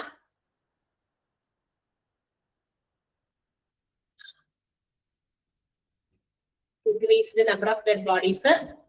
അതിന്റെ കഴിഞ്ഞിട്ട് ഓൾട്ടർനേറ്റീവിൽ എന്ന് പറഞ്ഞാൽ വേർഡ് വേണ്ട, അത് കഴിഞ്ഞുള്ള sentence the plan must include setting up of temporary emergency mortuary. ഏത് പ്ലാനാ? ഡിസാസ്റ്റർ പ്ലാൻ എന്നാണ് കേട്ടോ. അവിടെ വേണ്ട ആവശ്യമില്ല. ഇപ്പൊ ആ ഡിസാസ്റ്ററിനെ കുറിച്ചാണല്ലോ നമ്മൾ പറയുന്നത് മുഴുവനും ഈ ചാപ്റ്ററിൽ. അപ്പൊ അത് ഡിസാസ്റ്റർ പ്ലാൻ ആണെന്ന് നമ്മൾ പരീക്ഷയ്ക്കൊക്കെ വേണ്ടിയിട്ട് പഠിക്കുമ്പോൾ ക്വസ്റ്റ്യൻ ഒക്കെ വല്ലോടത്തൊക്കെ കിടക്കായിരിക്കും. അത് ഏത് പ്ലാനിലാണ് ടെമ്പററി എമർജൻസി മോർച്ചറി വേണ്ടതെന്ന് അപ്പൊ കൊണ്ടുപോയി വേറെ ഏതെങ്കിലും ഹെഡിൽ കൊണ്ടുപോയി ഇടാൻ പറ്റില്ല. അപ്പൊ അതുകൊണ്ടാണ് ഓർത്തിരിക്കുക, ഡിസാസ്റ്റർ പ്ലാനില് ഒരു ടെമ്പററി എമർജൻസി മോർച്ചറിയെ കുറിച്ചുള്ള ചിന്ത വയ്ക്കുന്നത് നല്ലതാണ്. ഓക്കെ. പിന്നെ അടുത്ത പാരഗ്രാഫിലാണ് എയർ കണ്ടീഷൻഡ് എന്ന് പറയുന്ന പാരഗ്രാഫ് ഫുള്ള് അണ്ടർലൈൻ ചെയ്യാം. Air conditioned.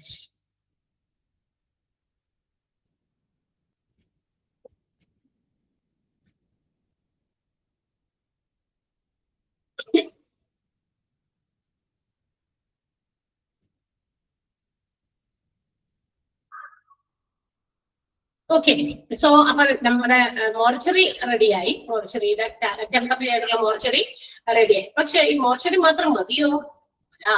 റെസ്പോൺസിബിൾ പേഴ്സൺ എന്താ പറയാ, ഈ ഒരു പ്ലാനില് നമ്മൾ ആ മോർച്ചറിയെ ഓർഗനൈസ് ചെയ്യും. മോർച്ചറിയിലേക്ക് കൊണ്ടുവരുന്ന പേഷ്യൻസിനെയൊക്കെ എന്താ പറയാ നിയമ നടപടികളൊക്കെ കഴിഞ്ഞിട്ട് മോർച്ചറിലേക്ക് കൊണ്ടുവരുന്ന ആളുകളെ ഡെഡ് ബോഡീസിനെയൊക്കെ നോക്കാനും സൂപ്പർവൈസ് ചെയ്യാനും അത് ക്ലിയർ ചെയ്യുന്ന പോലീസിൽ നിന്നോ അല്ലെങ്കിൽ മറ്റ് ഏതെങ്കിലും അതോറിറ്റീസ് ക്ലിയർ ചെയ്തിരുന്ന ബോഡീസിനെയൊക്കെ അത് ക്ലിയർ ചെയ്ത് കൊടുക്കാനും അങ്ങനെയുള്ള കാര്യങ്ങൾക്കൊക്കെ തീർച്ചയായിട്ടും അത് മോർച്ചറിനെ ഹാൻഡിൽ ചെയ്യാൻ ഒരു റെസ്പോൺസിബിൾ പേഴ്സൺ എന്തായാലും ഉണ്ടായിരുന്നു. മനസ്സിലായോ? ഉത്തരവാദിത്തപ്പെട്ട ഒരാൾ ആരെങ്കിലും ഒക്കെ നോക്കിയാൽ പോരാ. അതായത് കൊണ്ടുവരുന്ന ഡെഡ് ബോഡീസിനെ റിസീവ് ചെയ്ത് ചിലപ്പോൾ മോർച്ചറിയിൽ കീപ്പ് ചെയ്യണം.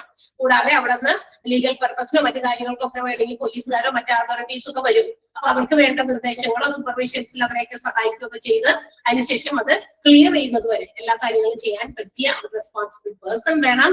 അപ്പോ എന്താ പറയാ ചിലപ്പോഴൊക്കെ ഈ പറയുന്ന ഒരുപാട് ആളുകൾ വെച്ചിട്ടൊക്കെ ഉണ്ടെങ്കിൽ it will not be possible to conduct post-mortems. അല്ലെ? നമ്മൾ സാധാരണ ഹോസ്പിറ്റൽസിലേക്ക് എത്തുന്നതിന് മുമ്പേ എന്താ പറയാ ഓൺ ദ വേയിലൊക്കെ പേഷ്യൻസ് മരിക്കുകയാണെങ്കിൽ ഒബ്വിയസ്ലി എന്ത് ചെയ്യും? ഹോസ്പിറ്റലിൽ എത്തിയില്ല, അതിന് മുമ്പേ മരണപ്പെട്ട ആളാണെങ്കിൽ ഹോസ്പിറ്റലിൽ എത്തിയിട്ടാണ് മരിക്കുന്നതെങ്കിൽ കുഴപ്പമില്ല. പക്ഷെ ഹോസ്പിറ്റലിൽ എത്തുന്നതിന് മുമ്പേ തന്നെ മരണപ്പെട്ട ആള് അത് ഏത് രീതിയിൽ മരണപ്പെട്ടതാണെങ്കിലും കണ്ടക്ട് പോസ്റ്റ്മോർട്ടം അല്ലെ, പോസ്റ്റ്മോർട്ടം നടത്തണം എന്ന് പറയും. എന്തായാലും ഹോസ്പിറ്റലിലേക്ക് എത്തുന്നത് കാരണം ആഫ്റ്റർവേർഡ്സ് ഇതുമായിട്ട് ബന്ധപ്പെട്ട് ലീഗൽ ആയിട്ടുള്ള മറ്റു കാര്യങ്ങളിൽ വരാതിരിക്കാൻ വേണ്ടിയിട്ടാണ്. ഹോസ്പിറ്റലിലേക്ക് എത്തുന്നതിന് മുമ്പ് ആള് മരിച്ചു, അത് ഏത് കാരണം കൊണ്ടാണ്. ചിലപ്പോൾ ആൾക്ക് ഹാർട്ട് അറ്റാക്ക് ആകാം അല്ലെങ്കിൽ മറ്റേതെങ്കിലും റീസൺ ആകാം. പക്ഷെ ഇത് എല്ലാം എന്താ പറയാ സ്ട്രേറ്റ് ഫോർവേഡ് ആയിട്ടുള്ള രീതിയിൽ സാധാരണ മരിക്കുന്ന പോലെയാണ് എങ്കിൽ നമുക്ക് അങ്ങനെ ആൾക്ക് കുഴപ്പമില്ല, സ്വാഭാവികമായ മരണമാണ് എന്ന് നമുക്ക് കൺക്ലൂഡ് ചെയ്ത് വേണ്ടത് പോസ്റ്റ്മോർട്ടം ചെയ്താൽ എന്ന് തീരുമാനിക്കാം. പക്ഷെ നമ്മുടെ ഹോസ്പിറ്റൽസിന്റെ കേസിൽ അങ്ങനെ പറ്റില്ല. ഹോസ്പിറ്റലിൽ എത്തുന്നതിന് മുമ്പ് ഏതൊരു ആളും ബന്ധപ്പെട്ടു പോയി കഴിഞ്ഞാൽ അവരെന്ത് ചെയ്യും? പോസ്റ്റ്മോർട്ടം നടത്തും. ഏത് രീതിയിൽ മരിച്ചതായാലും. കാരണം ദേ ഹാവ് ടു കൺഫേം ആ ഒരു റീസൺ കൊണ്ട് തന്നെയാണോ ഓൺ ദ വേയിൽ മരിച്ചു, ഹാർട്ട് അറ്റാക്ക് ആണ്, ആ ഹാർട്ട് അറ്റാക്ക് കൊണ്ടാണോ ആള് മരിച്ചേക്കണേ, അതല്ല വേറെ ഏതെങ്കിലും റീസൺ ഉണ്ടോ? വേറെ ഒത്തിരി റീസൺസ് കാണാം അല്ലെ? ഏതെങ്കിലും തരത്തില് പോയിസണസ് ആയിട്ടുള്ള എന്തെങ്കിലും കഴിച്ചതാകാം, അല്ലെങ്കിൽ മറ്റേതെങ്കിലും കാരണം ആരെങ്കിലും ഇടിയിട്ടിട്ട് എന്തെങ്കിലും കൊലപ്പെടുത്തിയതാകാം, എന്താണെന്ന് നമുക്ക് അറിയില്ലല്ലോ. അപ്പൊ അതുകൊണ്ട് ഹോസ്പിറ്റൽസ് അത് കൺഫേം ചെയ്യാതെ അവർക്ക് എന്താ പറയാ ലീഗൽ ആയിട്ടുള്ള കുറെ കാര്യങ്ങളൊക്കെ ക്ലിയർ ചെയ്യേണ്ടി വരും. അപ്പൊ അതുകൊണ്ടാണ് പോസ്റ്റ്മോർട്ടം നടത്തുന്നത്. പക്ഷേ ഇൻ ദിസ് കേസ് ഈ ഡിസാസ്റ്ററുള്ള കേസസിൽ ഒരു എന്താ പറയാ ഒരു എക്സെപ്ഷണൽ കേസാണ്. ഇവിടെ ഒരുപാട് ആളുകൾ പെട്ടെന്ന് മരിച്ചിട്ടുണ്ടാവാം, അല്ലെങ്കിൽ മരിച്ചവരെയായിരിക്കും കൂടുതലും കൊണ്ടുവന്നിരിക്കുന്നത്. അപ്പൊ ഈ മരിച്ചവരെല്ലാവരെയും പോസ്റ്റ്മോർട്ടം കണ്ടക്ട് ചെയ്യാനായിട്ട് പറ്റുമോ ഒന്ന് ആലോചിച്ച് നോക്കിയാൽ. Because of high number of dead bodies, ഈ വന്നിരിക്കുന്ന ഡെഡ് ബോഡീസ് ഒത്തിരി ഉണ്ട്. ഇത് മുഴുവനും പോസ്റ്റ്മോർട്ടം നടത്തി എത്ര സമയം എടുക്കും അല്ലെ? അപ്പൊ അതുകൊണ്ട് അതൊക്കെ ഇമ്പോസിബിൾ ആണ്. ഇൻ സച്ച് കേസ് അത്തരം സാഹചര്യങ്ങളില് ആൻ അപ്രോപ്രിയേറ്റ് ലീഗൽ അതോറിറ്റി, നിയമപരമായിട്ടുള്ള ചില അധികാരികള്, ജനറലി ശരിക്കും പറഞ്ഞു കഴിഞ്ഞാൽ ഡിവിഷണൽ കമ്മീഷണർ അല്ലെങ്കിൽ സിറ്റി മജിസ്ട്രേറ്റ്, സിറ്റി മജിസ്ട്രേറ്റർക്കോ ഡിവിഷണൽ കമ്മീഷണർക്കോ, അത് വളരെ ഇമ്പോർട്ടന്റ് ആണ്. ഈ പറയുന്ന രണ്ട് അതോറിറ്റീസ്, ഈ രണ്ട് അധികാരികൾക്കല്ലാതെ വേറെ ആർക്കും പറ്റില്ല. ആരൊക്കെയാണ്? ഡിവിഷണൽ കമ്മീഷണറും അല്ലെങ്കിൽ സിറ്റി മജിസ്ട്രേറ്റ്. ഈ രണ്ട് ആളുകൾക്ക് മാത്രം എന്ത് ചെയ്യാം? പോസ്റ്റ്മോർട്ടംസ് വേവ് ചെയ്യാന്ന് പറഞ്ഞാൽ എന്താ? ഒഴിവാക്കുക. പോസ്റ്റ്മോർട്ടം ഒഴിവാക്കാനുള്ള അധികാരമുണ്ട്. അപ്പൊ അവര് പറയാണ് ഓക്കെ ഇത് ഡിസാസ്റ്ററിൽ കൊണ്ടുവരുന്ന പേഷ്യൻസ് ആണ്, അവരുടെ സാന്നിധ്യത്തിൽ അവരുടെ എന്താ പറയാ സമ്മതം അല്ലെ, അനുവാദം, ആ ഒരു ഇതിൽ മാത്രമേ ഈ ഒരു കാര്യം ചെയ്യാൻ പാടുള്ളൂ. പോസ്റ്റ്മോർട്ടം എന്ത് ചെയ്യാം? ഒഴിവാക്കാം. അപ്പൊ ഡെഡ് ബോഡീസ് ഇങ്ങനെ വരുന്ന സമയത്ത് ഹോസ്പിറ്റലിലേക്ക് എത്തുന്നതിന് മുമ്പ് തന്നെ ഇവര് കാണുകയാണ് നമ്മുടെ ഡിസ്ട്രിക്ട് എന്താ പറയാ ഡിവിഷണൽ കമ്മീഷണറോ അല്ലെങ്കിൽ സിറ്റി മജിസ്ട്രേറ്റോ അവര് ഹോസ്പിറ്റലിലേക്ക് കൊണ്ടുവരുന്നതിന് മുമ്പ് തന്നെ എന്ത് ചെയ്യാം? അത് വേണമെങ്കിൽ പറയാം ഇത് ഡെഡ് ബോഡീസ് എന്ത് ചെയ്യേണ്ടി വരുമ്പോഴാ പോസ്റ്റ്മോർട്ടം ചെയ്യേണ്ട, ഒഴിവാക്കിക്കോ എന്ന് അവര് നിർദ്ദേശിച്ചാൽ തീർച്ചയായിട്ടും പോസ്റ്റ്മോർട്ടംസ് അവോയ്ഡ് ചെയ്യാം. അത് വേവ് ചെയ്യാം. വേവ് മീൻസ് ഒഴിവാക്കുക എന്നാണ്. WAIVE. വേവ് മീൻസ് ഒഴിവാക്കുക. ക്ലിയർ ആയോ? എല്ലാവർക്കും ഇത് മുഴുവനും എത്ര ആളുകളെ കൊണ്ടുവരും? എല്ലാത്തിനും പോസ്റ്റ്മോർട്ടം ചെയ്യാനുള്ള സമയമുണ്ടോ? ഇല്ല. അപ്പൊ അതുകൊണ്ട് അവിടെ വെച്ച് സ്പോട്ടിൽ നിന്ന് മരിച്ചു എന്ന് ഉറപ്പുവരുത്തി ഡോക്ടേഴ്സ് ഒക്കെ അവിടെ ഉണ്ടാവുമല്ലോ ഡിസാസ്റ്റർ സൈറ്റിലൊക്കെ. അപ്പൊ അവര് പറഞ്ഞു ഉറപ്പാക്കി മരിച്ചു ആണ്. അപ്പൊ മരിച്ചുവെങ്കിൽ large number of dead bodies ഉണ്ടോ എങ്കിൽ അവിടെ നോക്കുമ്പോൾ ഒത്തിരി ആളുകൾ മരണപ്പെട്ടവരുണ്ട്. അപ്പൊ ഇതെല്ലാം കൂടി നമുക്ക് കൊണ്ടുപോയിട്ട് ഹോസ്പിറ്റലിൽ കൊണ്ടുപോയിട്ട് ഇനി പോസ്റ്റ്മോർട്ടം നടക്കട്ടെ എന്ന് പറയാൻ പറ്റില്ല. 19 പേരൊക്കെ മരിച്ചിട്ടുണ്ടെങ്കിൽ. സോ അത്തരം സാഹചര്യങ്ങളിലാണ് ഇവർക്ക് ഇതിനുള്ള അധികാരമുണ്ട് എന്ന് പറയുന്നത്. Okay, yes. അപ്പൊ അതൊന്ന് അണ്ടർലൈൻ ചെയ്യണം. ആദ്യത്തെ സെന്റൻസും ഫസ്റ്റ് സെന്റൻസ് കേട്ടോ, എ റെസ്പോൺസിബിൾ പേഴ്സൺ എന്ന് പറയുന്ന സെന്റൻസും പിന്നീട് അടുത്തത് സെന്റൻസ് എന്താ പറയാ an appropriate legal authority generally എന്ന് തുടങ്ങി to magistrate can waive the post-mortems in such eventuality. In such event എന്നായാലും മതി. Eventuality എന്നുള്ളത് event എന്ന് പറയുന്നത് അത്തരം സാഹചര്യങ്ങളിൽ സംഭവങ്ങളിൽ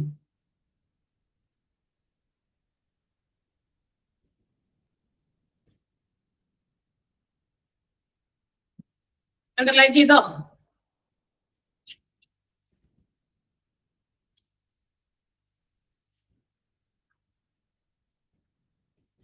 ഓക്കെ. നെക്സ്റ്റ് തീർന്നില്ല. അപ്പൊ നമ്മളുടെ ഹോസ്പിറ്റലിലെ നെക്സ്റ്റ് ഡിസാസ്റ്റർ പ്ലാനില് മറ്റൊരു കാര്യം കൂടി നമ്മുടെ പ്ലാനിൽ കൃത്യമായിട്ട് ഉൾപ്പെടുത്തേണ്ട മറ്റൊരു കാര്യമാണ് ട്രാഫിക് കൺട്രോൾ. അതും ഭയങ്കര ഒരു പ്രശ്നം പിടിച്ച കാര്യമാണ്. ട്രാഫിക്കിനെ കൺട്രോൾ ചെയ്യാനാണ് ഏറ്റവും വലിയ പാട്, അല്ലെ? ആലോചിച്ച് നോക്കിയേ, ശരി തന്നെയാണ്. ഏറ്റവും ബുദ്ധിമുട്ടുള്ള കാര്യം ട്രാഫിക് കൺട്രോൾ ആണ്. ഓക്കെ, നമ്മളുടെ എന്താ പറയാ, നമ്മൾ തന്നെ വണ്ടിയൊക്കെ ഓടിച്ചോണ്ട് പോകുമ്പോ ഒരു സിഗ്നലിന്റെ ഒക്കെ അടുത്തെത്തുമ്പോ ട്രാഫിക് കൺട്രോൾ ചെയ്യാനായിട്ട് പോലീസുകാരനൊക്കെ നിൽക്കാറുണ്ട്, അല്ലെ?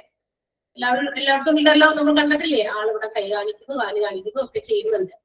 നമ്മുടെ നാട്ടില്, നമ്മുടെ പറവൂര് ഏറ്റവും കൂടുതൽ ട്രാഫിക് കൺട്രോൾ ചെയ്യുന്ന ഒരു സർവേ കുറിച്ച് വാർത്തയും ഒക്കെ എപ്പോഴും നിങ്ങളുടെ സോഷ്യൽ മീഡിയയിലോ ഈ പേപ്പറിലോ ഒക്കെ തന്നെ വന്നിട്ടുണ്ട്. കണ്ടിട്ടുണ്ടോ അങ്ങനെ ഒരു എന്താ പറയാ, നമ്മളുടെ ട്രാഫിക് കൺട്രോളറിനെ കുറിച്ചിട്ട്? വളരെ എന്താ പറയാ, നല്ലൊരു ബോഡി മൂവ്മെന്റിലാണ് പുള്ളിക്കാരൻ അത് ചെയ്യുന്നത്. ഒരു ഡാൻസ് സ്റ്റെപ്പുകളൊക്കെ ചെയ്യുന്ന പോലെ ചെയ്തിട്ട് കൺട്രോൾ ചെയ്യുന്നത്. പുള്ളി ഭയങ്കര ഫേമസ് ആണ്. കേട്ടിട്ടുണ്ടോ? തോമസ് എന്ന പേരായ ഒരു ട്രാഫിക് കൺട്രോളർ ആണ്. നമ്മളുടെ ട്രാഫിക് കൺട്രോൾ പോലീസ് അദ്ദേഹമാണ്. മിക്കപ്പോഴും നമ്മുടെ പറവൂർ ഭാഗത്താണ് ഉണ്ടാകാറ്. വളരെ മനോഹരമായിട്ട്, നിങ്ങൾ കണ്ടില്ലെങ്കിൽ എവിടെയെങ്കിലും സെർച്ച് ചെയ്ത് നോക്കിക്കൊണ്ടാ എന്നുള്ള പറയുന്നതല്ല. എന്ന് വെച്ചാൽ ട്രാഫിക്കിനെ കൺട്രോൾ ചെയ്യാൻ വളരെ ഭംഗിയായിട്ട് പുള്ളി അത് ചെയ്യും. കാണുമ്പോൾ ഭയങ്കര ഫ്ലെക്സിബിൾ ആയിട്ടാണ് പുള്ളിയുടെ ബോഡിയൊക്കെ മൂവ് ചെയ്തിട്ട് ചെയ്യുന്നത്. സാധാരണ ട്രാഫിക് പോലീസുകാർ കൺട്രോൾ ചെയ്യുന്ന പോലെ. ഞാൻ ജസ്റ്റ് പോകുന്നത് പറഞ്ഞത് മാത്രമുണ്ട്. നമ്മുടെ നാട്ടുകാരനായതുകൊണ്ടും നിങ്ങളൊക്കെ ഒന്ന് അറിഞ്ഞിരിക്കട്ടെ എന്ന് കൂടി വിചാരിച്ചിട്ട് പറഞ്ഞതാ. ഓക്കെ, വീഡിയോ കണ്ടിട്ടുണ്ടല്ലേ? അത് തന്നെ, കണ്ടാ? വീഡിയോ കണ്ടിട്ടുണ്ട്. വെറുതെ പറഞ്ഞല്ല കേട്ടോ, ചുമ്മാ പറഞ്ഞതല്ല. പുള്ളിയെ കുറിച്ച് ഭയങ്കര ഫേമസ്. എല്ലാവരും ഇത് കാണുന്നവരെ പാസ് ചെയ്യുമ്പോ കുട്ടികളൊക്കെ, ചെറുപ്പക്കാരും പിള്ളേരൊക്കെ അത് വീഡിയോ ഒക്കെ എടുത്തിട്ട് ഇങ്ങനെ ഇടും. അപ്പൊ റീല് പോലെയൊക്കെ ഇഷ്ടം പോലെ വന്നിട്ടുണ്ട് സാറിനെ കുറിച്ചിട്ട്. ഓക്കെ, അപ്പൊ ഇവിടെ എന്താണ്, നമ്മുടെ ഡിസാസ്റ്ററിലും എന്താ പറയാ, വെൻ ഡിസാസ്റ്റർ ഒക്കെ ലാർജ്, അല്ലെങ്കിൽ എന്താ പറയാ, ഒരു എന്താ പറയാ, huge number of people will be arriving to the hospitals, like relatives, friends, അല്ലെ? എന്താണ് നടക്കുന്നതെന്ന് അറിയാൻ വേണ്ടിയിട്ട് പുറത്തു നിൽക്കുന്ന ആൾക്കാര്, വെറുതെ കാണാൻ വേണ്ടി വരുന്നവര്, റിലേറ്റീവ്സ്, ഫ്രണ്ട്സ്, അങ്ങനെ ഒത്തിരി ആളുകളൊക്കെ വരും ഹോസ്പിറ്റലിന്റെ അകത്തേക്കൊക്കെ പോകാനായിട്ട്. അപ്പൊ ഹോസ്പിറ്റൽസില് അകത്തേക്ക് കൊണ്ടുവരുന്ന പേഷ്യൻസിനെയും ഇതേപോലെ തന്നെ പല ഡിപ്പാർട്ട്മെന്റിലേക്ക്, like radiology, intensive care, operation തിയേറ്ററിലേക്കൊക്കെ മാറ്റാനായിട്ടും വാർഡ്സിലേക്ക് അങ്ങനെയും കുറെ തിക്കുന്നിരക്കൊക്കെ ഉണ്ടാവും. സോ ഒരു ഗുഡ് ട്രാഫിക് കൺട്രോൾ ചാർട്ട് എപ്പോഴും സൈൻ ബോർഡൊക്കെ വെച്ചിട്ടേ, ഇന്ന വഴി, ഇന്നോടത്തേക്കുള്ള വഴി, അങ്ങനെയൊക്കെ കൃത്യമായിട്ട് എന്താ പറയാ, ആ ഒരു ബോർഡൊക്കെ കാണിച്ച് അങ്ങനെ വെക്കുകയാണെങ്കിൽ, ഡിസാസ്റ്ററിൽ ഇതൊക്കെ കൂടി ഉൾപ്പെടുത്തുകയാണെങ്കിൽ സ്മൂത്ത് ആയിട്ട് കാര്യങ്ങൾ നടക്കും. അതൊക്കെ കൃത്യമായിട്ട് ഒന്നില്ലെങ്കിൽ മനുഷ്യരല്ലേ, ആളുകൾ തന്നെ, സെക്യൂരിറ്റീസിനൊക്കെ അതിനെ വേണ്ടിയിട്ട് ട്രാഫിക് കൺട്രോൾ ചെയ്യാനായിട്ട് എന്താ പറയാ ഉൾപ്പെടുത്തി അവർ തന്നെ എന്ത് ചെയ്യുക, കൺട്രോൾ ചെയ്ത ആളുകളെ തിരിച്ചു വിടുക ഇന്ന സ്ഥലത്തേക്കൊക്കെ ആണെങ്കിൽ. റിലേറ്റീവ്സും ഫ്രണ്ട്സും ഒക്കെ വരുമ്പോൾ ഫാമിലി മെമ്പേഴ്സ് ഒക്കെ ലാർജ് നമ്പർ ഓഫ് ആയിട്ടാണ് വരിക. അത്തരം സാഹചര്യങ്ങൾ അവരാണെങ്കിൽ ഭയങ്കര ആകാംക്ഷയോടൊക്കെ വരിക, എന്തൊക്കെയാ ചെയ്യേണ്ടത്, എന്താ പറ്റിയ ഇതോടുകൂടിയൊക്കെ വരിക, പരിഭ്രാന്തിയോടൊക്കെ. അപ്പൊ അവരെയൊക്കെ ഹെൽപ്പ് ചെയ്യാനൊക്കെ, ക്രൗഡിനെയൊക്കെ നിയന്ത്രിക്കാനായിട്ട് തീർച്ചയായിട്ടും നല്ലൊരു ട്രാഫിക് കൺട്രോൾ വേണം എന്നുള്ളതാണ്. കാരണം there will be uncontrolled entry and exit of people. ആളുകൾ ഇങ്ങനെ കയറും ഇറങ്ങും, കൺട്രോൾ ചെയ്യാൻ പറ്റാത്ത രീതിയിൽ ആളുകൾ വന്നും പോയൊക്കെ ഇരിക്കും. And also there will be chavos between them. അവരുമായിട്ട് ചിലപ്പോ വഴക്ക് കൂടേണ്ട അവസ്ഥകളിലേക്ക് വരെ പോകും, അല്ലെ? ഈ കൺട്രോൾ ചെയ്യുന്നവർ അവിടെയല്ല, ഇവിടെ ഒച്ച ഉണ്ടാക്കേണ്ട അവസ്ഥ. അപ്പൊ അത്തരം ചാവോസ് ഒക്കെ ഒഴിവാക്കാനും അതുപോലെ തന്നെ നല്ല രീതിയിൽ സ്മൂത്ത് ആയിട്ട് കാര്യങ്ങൾ മെയിൻറ്റെയിൻ ചെയ്യാനൊക്കെ വേണ്ട അധികാരികൾ കൃത്യമായിട്ട് അതിന് വേണ്ടിയിട്ടുള്ള പേഴ്സണൽസ്, ജോലിക്കാരെ അത് എന്താ പറയാ നിർത്തുക. കാഷ്വാലിറ്റീസിന്റെ അടുത്ത് വേണം. പിന്നെ പോലീസിനൊക്കെ ഒത്തിരി കാര്യങ്ങളൊക്കെ ചിലപ്പോൾ നമ്മൾ ഷെയർ ചെയ്യേണ്ടി വരും. അതുപോലെ തന്നെ എന്തെങ്കിലും പറയാ, നമ്മൾ ആളുകളെയൊക്കെ ആശ്വസിപ്പിക്കാനായിട്ട് എന്തെങ്കിലുമൊക്കെ ഭയങ്കര ബഹളം വെച്ചിട്ടൊക്കെ വരുന്ന ആളുകളെയൊക്കെ ഒന്ന് നിയന്ത്രിക്കാൻ, ആശ്വസിപ്പിക്കാൻ, അങ്ങനെയുള്ള പേഴ്സണൽസ്. അപ്പൊ ഓരോ വിഭാഗത്തിലും അത്യാവശ്യം കാര്യങ്ങളൊക്കെ കൺട്രോൾ ചെയ്യാനുള്ള ഒരു ട്രാഫിക് കൺട്രോൾ സിസ്റ്റം നമ്മുടെ ഒരു പ്ലാനിൽ ഉൾപ്പെടുത്തി. ക്ലിയർ ആയോ? ക്ലിയർ ആണോ? യെസ്. അപ്പോ ട്രാഫിക് കൺട്രോൾ ചാർട്ട്, ആ ഒരു സെന്റൻസ് കേട്ടോ, traffic control chart should be available with appropriate sign posting to facilitate internal patient movement to radiology intensive care operation theatre and from there to patient wards. നല്ല രീതിയിലുള്ള traffic control chart ഉണ്ടായിരിക്കണം. അത് നേരത്തെ chart ചെയ്ത് വെച്ച് കഴിഞ്ഞാൽ അത് ബുദ്ധിമുട്ടില്ലാതെ കാര്യങ്ങൾ നടക്കുന്നതാണ് കേട്ടോ.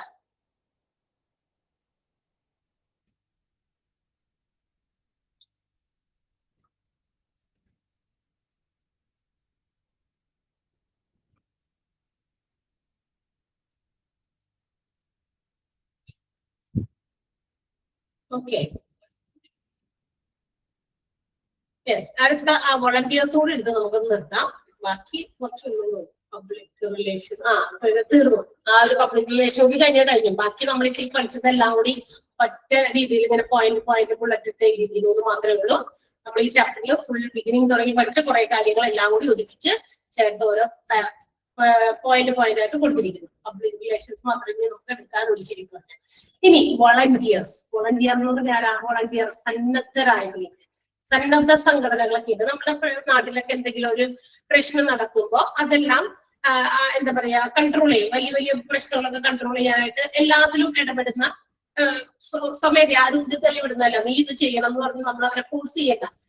ഓൾറെഡി അവരെന്താണ് voluntarily willing to do it. അവര് എന്താ പറയാ താല്പര്യത്തോടെ മുന്നോട്ട് വന്ന് ചെയ്യുന്നതാണ്. അപ്പൊ അതുപോലെയുള്ള വോളണ്ടിയേഴ്സ് ഉണ്ടായിരിക്കും ഈ ഡിസാസ്റ്ററിലൊക്കെ കൊണ്ടുവരുന്ന പേഷ്യൻസിനെയൊക്കെ ഹോസ്പിറ്റൽസിന്റെ ഒപ്പം നിന്ന് അവിടുത്തെ പേഴ്സണൽസിനോടൊപ്പം ജോലിക്കാരോടൊപ്പം ഒപ്പം നിന്ന് സഹായിക്കാൻ പറ്റുന്ന കുറെ ആൾക്കാരൊക്കെ ഉണ്ടായിരിക്കും. പക്ഷേ ആ വോളണ്ടിയേഴ്സും ഒരു നല്ല രീതിയിൽ അവരെ പാർട്ടിസിപ്പേറ്റ് ചെയ്യണം. അത് വലിയ നല്ല രീതിയിലുള്ള ഓർഗനൈസ്ഡ് പ്ലാനിലൂടെ വോളണ്ടിയേഴ്സിനെ പാർട്ടിസിപ്പേറ്റ് ചെയ്യാം. എന്താന്ന് വെച്ചാൽ വോളണ്ടിയേഴ്സ് എന്ന് പറഞ്ഞാൽ നമ്മൾ വിചാരിച്ചിട്ടുണ്ടെങ്കിൽ അത് കൃത്യമായിട്ട് ഒഫീഷ്യലി ഇന്നവരെ വോളണ്ടിയേഴ്സ് ആണെന്ന് നമ്മൾ ഹോസ്പിറ്റൽസിലെ ജോലിക്കാർക്ക് അറിയണം.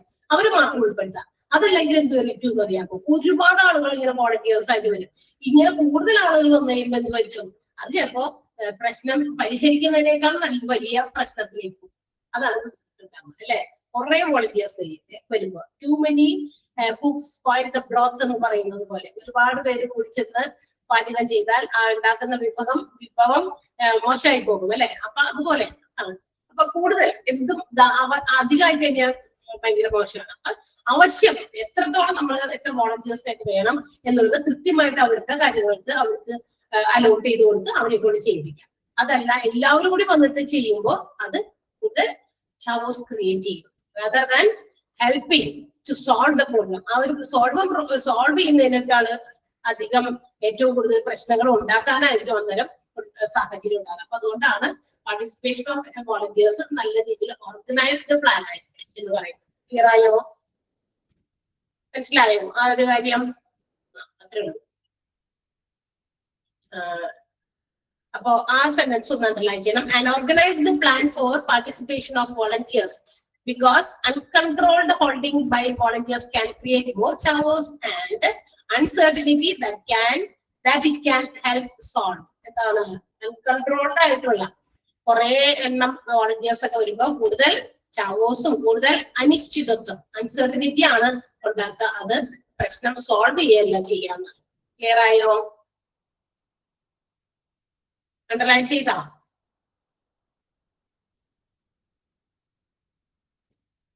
യെസ്. പിന്നെ നമുക്ക് ഇതിനകത്ത് ഒരു ഇച്ചിരി കൂടി ഉള്ളൂ. PR public relations. PR എന്നൊക്കെ കേട്ടിട്ടുണ്ടല്ലോ അല്ലെ? പബ്ലിക്കുമായിട്ട് ബന്ധപ്പെട്ട ഓഫീസറാണ്, പബ്ലിക് റിലേഷൻസ് ഓഫീസറാണ്. അത് നമുക്ക് അടുത്ത ക്ലാസ്സിൽ എടുക്കാം. നാളെ എടുക്കാലോ? നാളെ ഉണ്ടല്ലോ അവർ. ഓക്കെ, നാളത്തെ ഇത് എടുത്തു കഴിഞ്ഞിട്ട് നമ്മൾ പുതിയ ചാപ്റ്റർ 7th മൊഡ്യൂളിൽ നിന്നായിരിക്കും തുടങ്ങാം. 6th മൊഡ്യൂളിൽ എന്റെ ഈ ചാപ്റ്റർ ഉണ്ടായുള്ളൂ. 7th 2 ഉണ്ട്. അതുകൊണ്ട് നമുക്ക് സമയം കളയാതെ നാളെ തന്നെ നമ്മളത് സ്റ്റാർട്ട് ചെയ്യും കേട്ടോ. 7th മൊഡ്യൂളിൽ ഒരു ചാപ്റ്റർ കൂടി സ്റ്റാർട്ട് ചെയ്യും.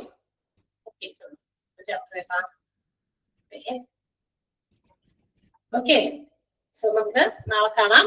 ബാക്കിയൊക്കെ നാളെ പഠിക്കാം. ഇന്നത്തെ നന്നായിട്ടൊക്കെ വായിച്ചു നോക്കി വരിക കേട്ടോ. Okay, thank you. Bye.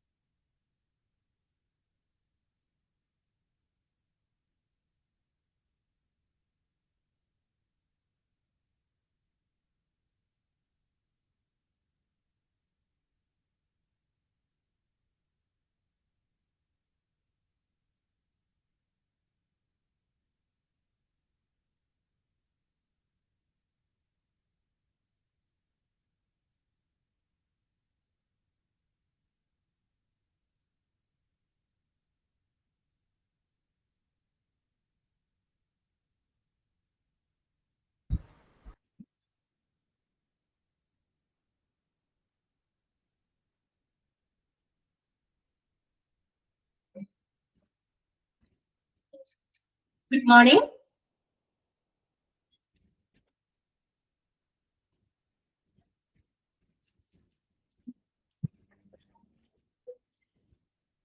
Good morning. കേൾക്കല്ലേ? ഞാൻ വിചാരിച്ചു നിങ്ങൾക്ക് എന്താ കേൾക്കാൻ പറ്റുന്നില്ലോ, ആരും ഒരു റിപ്ലൈ ചെയ്യുന്നില്ല. ഓക്കെ, എല്ലാവരും സുഖമായിരിക്കുന്നോ? ചൂടൊക്കെ എങ്ങനെയുണ്ട്? ചൂടൊക്കെ ഉണ്ടാ? നല്ല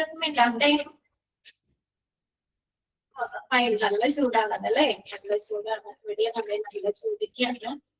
നല്ല എനിക്ക് സുഖാണ്, കുഴപ്പമൊന്നുമില്ല. ഇനിയിപ്പോ പിള്ളേരുടെയൊക്കെ എക്സാം നടന്നുകൊണ്ടിരിക്കല്ലേ, നാളെ കൂടി ഉണ്ട് ഇടയാകുള്ള എക്സാം. അടുത്ത മൺഡേ എക്സാം കഴിഞ്ഞു. പിള്ളേർക്കല്ലല്ലോ ടെൻഷൻ, നമുക്കല്ലേ അവർക്ക് എക്സാം വരുമ്പോ ടെൻഷൻ. അത് കഴിഞ്ഞാൽ പിന്നെ കുറച്ച് 2 മാസത്തേക്ക് അവരെ പഠിപ്പിക്കണ കാര്യത്തിൽ നമുക്ക് നിൽക്കണ്ടല്ലോ, കുറച്ച് നമ്മൾ ഫ്രീ ആവും അല്ലെ? എല്ലാ അമ്മമാരും ഒക്കെ അങ്ങനെയല്ലേ? എക്സാം ഒക്കെ കഴിഞ്ഞ് കഴിയുമ്പോ ഒരു സമാധാനം ഉണ്ടല്ലേ? സ്കൂൾ തുറക്കണ ആരേക്കും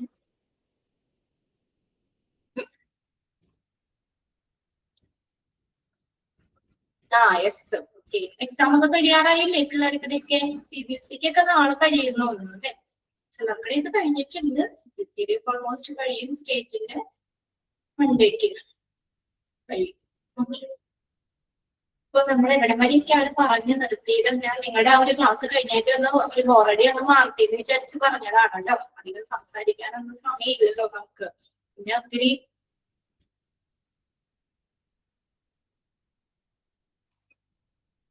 നമ്മള് HIS അല്ലേ പറഞ്ഞുകൊണ്ടിരുന്നത്? അവിടെ നമ്മുടെ പതോളജി അല്ലേ പറഞ്ഞിട്ട് കഴിഞ്ഞ ക്ലാസ്സില്? ഇനി HIS അല്ലേ നമ്മൾ പറഞ്ഞത്? അതെ, റേഡിയോളജി ആണ് നമ്മൾ ഇനി സ്റ്റാർട്ട് ചെയ്തത് അല്ലെ? ഓർത്തില്ല, ഈ കുട്ടി ഓർത്തില്ല എന്ന് പറഞ്ഞു. കുഴപ്പമില്ല, നമ്മള് ഹോസ്പിറ്റൽ ഇൻഫർമേഷൻ സിസ്റ്റം അത് നമ്മൾ സ്റ്റാർട്ട് ചെയ്തായിരുന്നു. അപ്പൊ അതിനകത്ത് ഓരോ ഫങ്ഷൻസ് നമ്മളത് പറഞ്ഞു. പിന്നെ main report output generated by HIS. ഏതൊക്കെ റിപ്പോർട്ടുകളാണ് ഞാൻ പറഞ്ഞു, അതൊന്നും നോക്കി വെച്ചോളണം. ഏതൊക്കെ റിപ്പോർട്ടുകളാണെന്ന് പറഞ്ഞു. പിന്നെ അപ്പോയിന്റ്മെന്റ് ലിസ്റ്റ് ലാസ്റ്റത്തെ പറഞ്ഞു. പിന്നെ പത്തോളജിയാണ് നമ്മൾ കഴിഞ്ഞ ക്ലാസ്സിൽ പറഞ്ഞത്. ക്ലാസ്സിൽ ഉണ്ടായിരുന്നു മെസ്സേജ് പറഞ്ഞത് ക്ലാസ്സിലുണ്ടായിരുന്നു. ഓർത്തില്ല, ക്ലാസ്സിലുണ്ടായിരുന്നു എന്നാണ്. ഓക്കെ, അപ്പൊ നമുക്ക് നെക്സ്റ്റ് നമ്മൾ സ്റ്റാർട്ട് ചെയ്യാൻ പോകുന്നത് റേഡിയോളജി ആണ് കേട്ടോ. ഒന്ന് ചാപ്റ്റർ എടുത്തേക്കട്ടെ. പേജ് നമ്പർ ഒന്ന് പറഞ്ഞേ നിങ്ങള്, വേഗം എടുക്കാം. പേജ് നമ്പർ എത്ര? 71.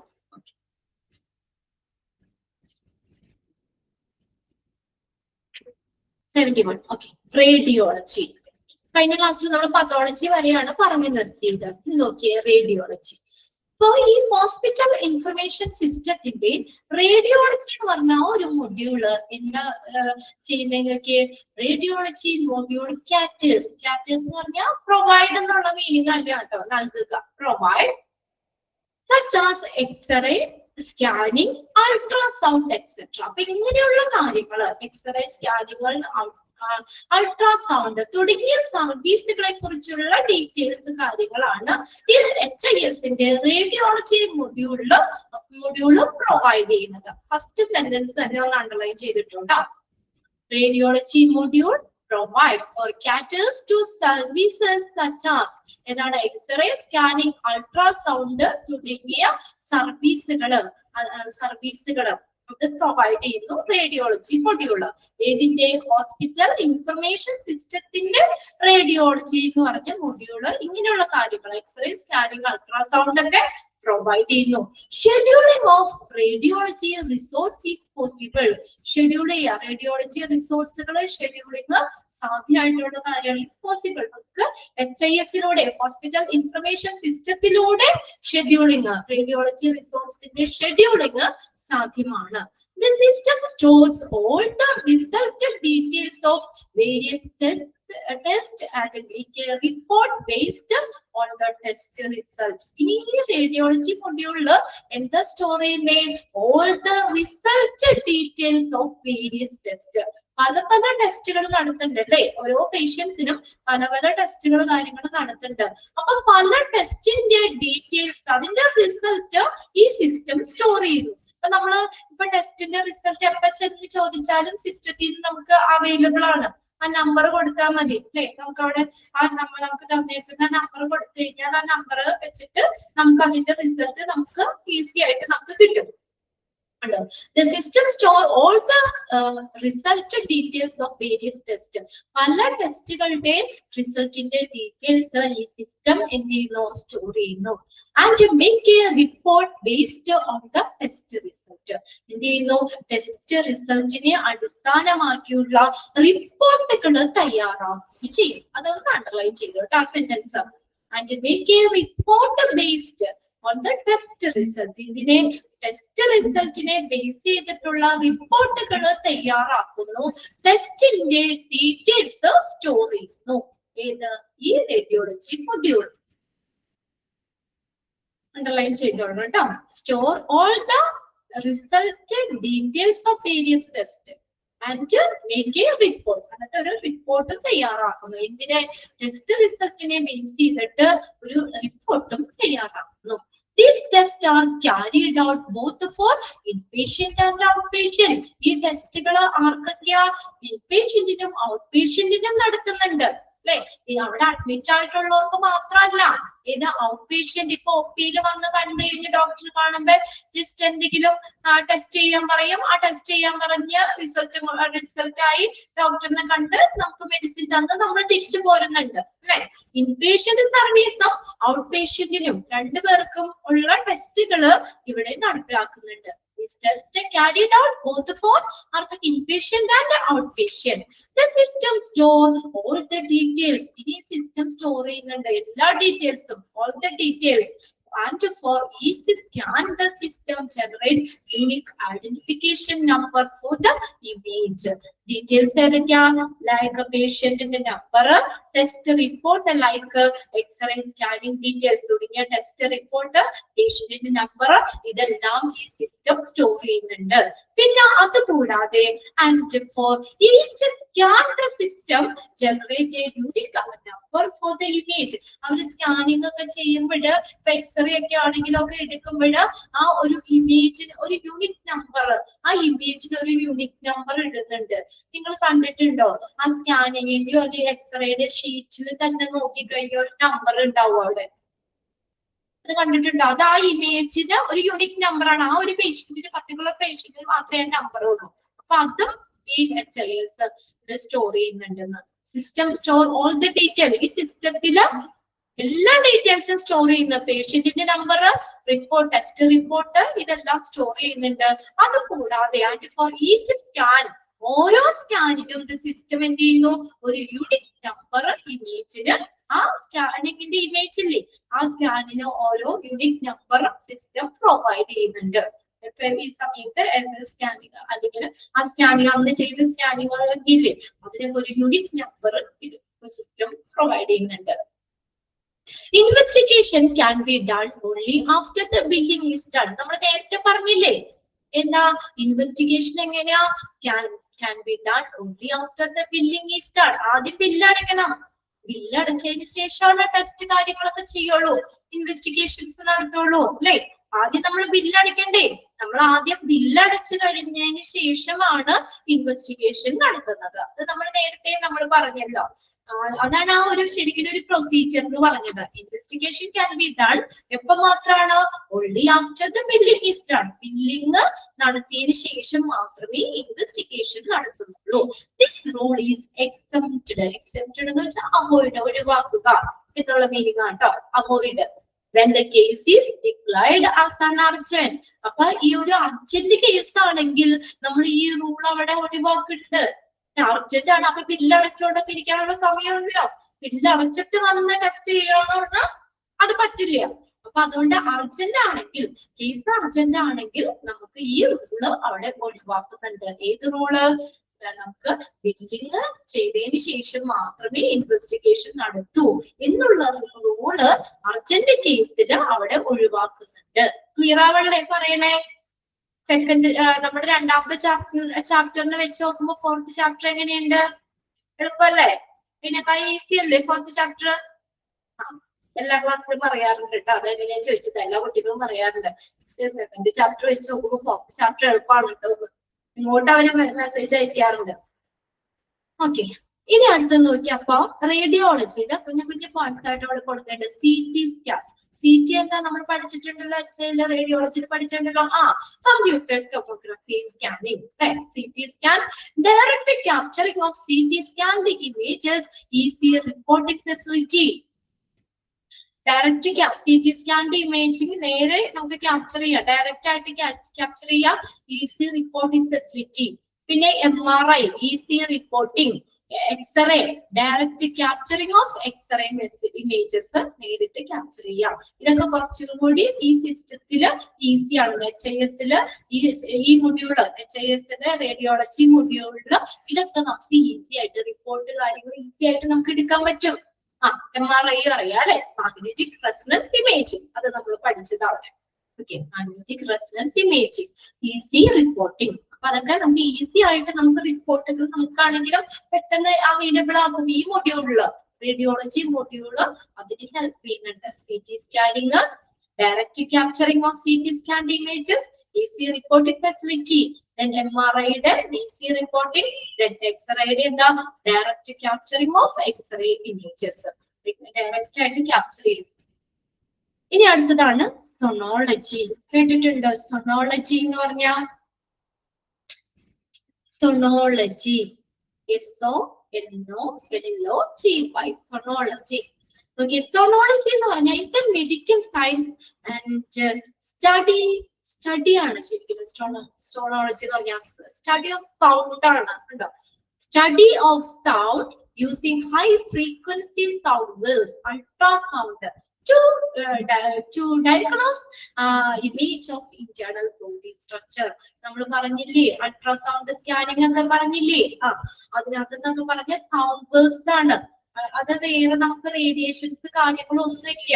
സൊണോളജി എന്ന് പറഞ്ഞാൽ study, medical science, is the medical science and study of using high frequency sound waves. High ഫ്രീക്വൻസിയിലുള്ള സൗണ്ട് വേവ്സുകൾ, അൾട്രാസൗണ്ട്, അതിനെ കുറിച്ചുള്ള പഠനവും അതെന്തിനെ സഹായിക്കുന്നു? To create a diagnosis image of internal body structure ആണ് സൊണോളജി. സൊണോളജിയുടെ കീഴിൽ വരുന്നതാണ് സൊണോഗ്രാഫി, റിപ്പോർട്ടിംഗ് ഉണ്ട്, ക്യാപ്ചറിംഗ് ഓഫ് ഇമേജസ് ഉണ്ട്.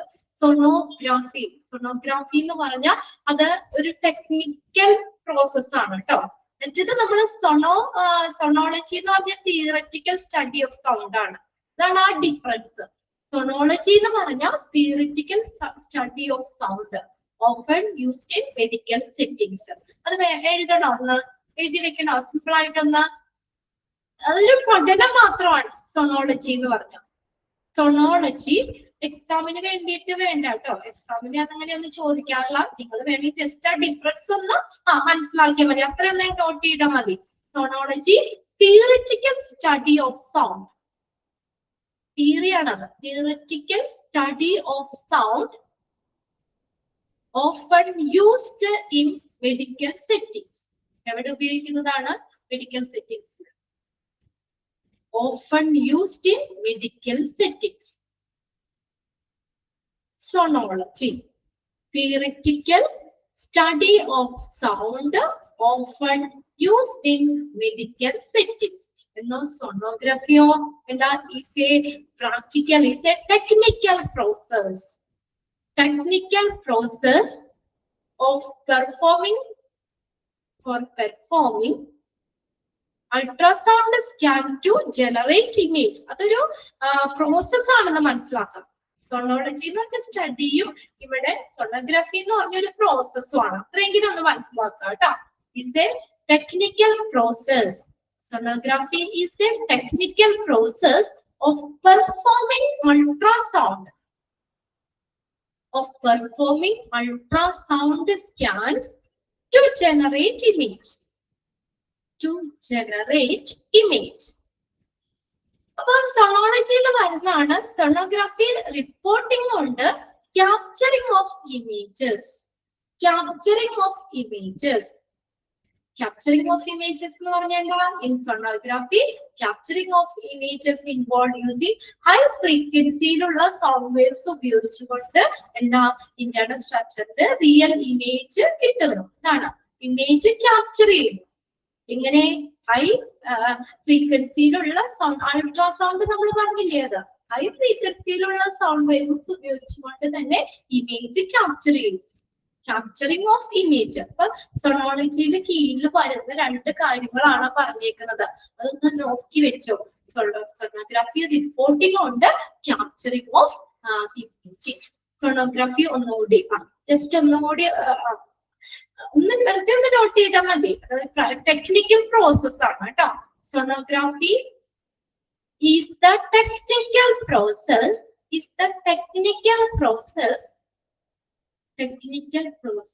of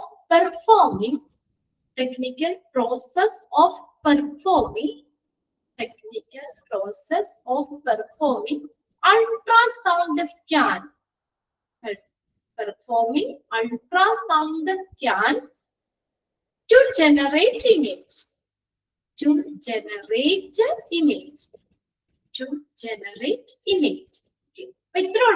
സോണോളജി എന്ന് പറഞ്ഞ സ്റ്റഡിയാണ്. അതൊരു എന്താണ് തിയറിറ്റിക്കൽ സ്റ്റഡിയാണ് സൗണ്ടുമായിട്ട് ബന്ധപ്പെട്ട്.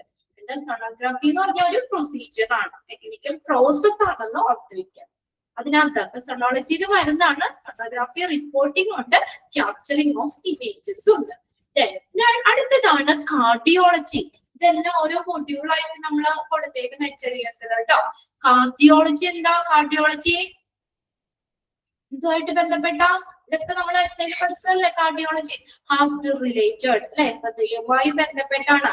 Cardiology is the branch of medicine focused on diagnosing, testing, treating and preventing diseases of the heart and blood vessel. Right? Heart and blood vessel ഇതൊക്കെയായിട്ട് ബന്ധപ്പെട്ടുള്ള രോഗനിർണയം, treatment, ഡിസീസുകളെ prevent ചെയ്യാനൊക്കെ focus ചെയ്തേക്കുന്ന ഒരു മെഡിസിന്റെ ബ്രാഞ്ച് ആണ് കാർഡിയോളജി. കാർഡിയോളജി എന്ന് പറയുന്നത് heart related അല്ലെ മതി, ഹൃദയവുമായി ബന്ധപ്പെട്ട കാര്യങ്ങളൊക്കെയാണ് അതിനകത്ത് വരുന്നത് കാർഡിയോളജിയിൽ. അതിനകത്താണ് ECG നോട്ട്സ്. ECG അറിയാലോ, echo cardiogram, electrocardiogram, ECG notes. പിന്നെ അടുത്താണ് ന്യൂറോളജി. ന്യൂറോളജി നോക്കിയേ, ന്യൂറോളജി എന്താ? Is the branch of medicine deals with the എന്താണ് study, diagnosis and treatment of disorder affecting the nerve system. Right? nerve system ആയിട്ട് നമ്മുടെ nervesമായിട്ട് ബന്ധപ്പെട്ട് വരുന്ന ഡിസീസുകൾ ഡയഗ്നോസ് ചെയ്യുന്നു, ട്രീറ്റ്മെന്റ്, പ്രിവെന്റിംഗ് ഡിസീസസ് ഇതൊക്കെയായിട്ട് ബന്ധപ്പെട്ട ഒരു മെഡിസിന്റെ ബ്രാഞ്ച് ആണ് ന്യൂറോളജി. ന്യൂറോളജിയിൽ വരുന്നതാണ് EMG റിപ്പോർട്ടിംഗ്. EMG എന്ന് പറഞ്ഞാൽ ഇലക്ട്രോ മയോഗ്രാഫി ആണ്. അതൊന്ന് എഴുതി വെച്ചോ കേട്ടോ. EMGയുടെ electro ELECTRO electro myography, MYO myography reporting. Electro myography reporting. Electro myography എന്ന് പറഞ്ഞാൽ ഒരു ഡയഗ്നോസ്റ്റിക് ടൂൾ തന്നെയാണ്. ന്യൂറോളജിസ്റ്റ് ഉപയോഗിക്കുന്ന ഒരു diagnostic tool തന്നെയാണ് to assess the electrical activity of muscles and the nerves that the control them. അതിനെ control ചെയ്യാൻ muscles, nerves ഇതുമായിട്ട് ബന്ധപ്പെട്ട ഇലക്ട്രിക്കൽ ആക്ടിവിറ്റീസ് അസസ് ചെയ്യാനായിട്ട് ന്യൂറോളജിസ്റ്റ് ഉപയോഗിക്കുന്ന ഒരു ഡയഗ്നോസ്റ്റിക് ടൂൾ ആണ് EMG റിപ്പോർട്ടിംഗ് എന്ന് പറയുന്നത്. EMG അതിന്റെ എക്സ്പാൻഡഡ് ഫോം ഒന്ന് നോട്ട് ചെയ്താൽ മതി. EMG electro myography. പിന്നെ അടുത്തതാണ് പ്രിസ്ക്രിപ്ഷൻസ്. അതുണ്ട്, 2 പോയിന്റ് ആയിട്ടാണ് കേട്ടോ. അതിന്റെ താഴെ ന്യൂറോളജിയിലെ കീഴിൽ വരുന്നത് EMG റിപ്പോർട്ടിംഗ് ഉണ്ട്, പ്രിസ്ക്രിപ്ഷൻസ് ഉണ്ട്. മൂന്നാമത്തെയാണ് ഡിസ്ചാർജ് കാർഡ്. അത് മൂന്നാമത്തെ പോയിന്റ് ആണ്, ഡിസ്ചാർജ് കാർഡ്.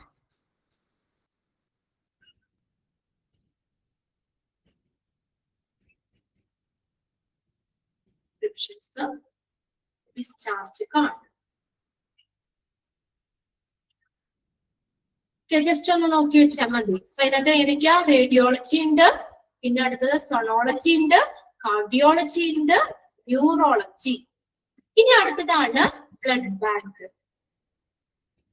ബ്ലഡ് ബാങ്ക് പഠിച്ചതാണല്ലോ നമ്മള് എച്ച് ഫോർത്ത് ചാപ്റ്റർ ആയിരുന്നു അല്ലെ? സെക്കൻഡ് മൊഡ്യൂളില് 4ാമത്തെ ചാപ്റ്റർ എന്തായിരുന്നു? ബ്ലഡ് ബാങ്ക് എന്ന് പറഞ്ഞ എന്താ blood bank?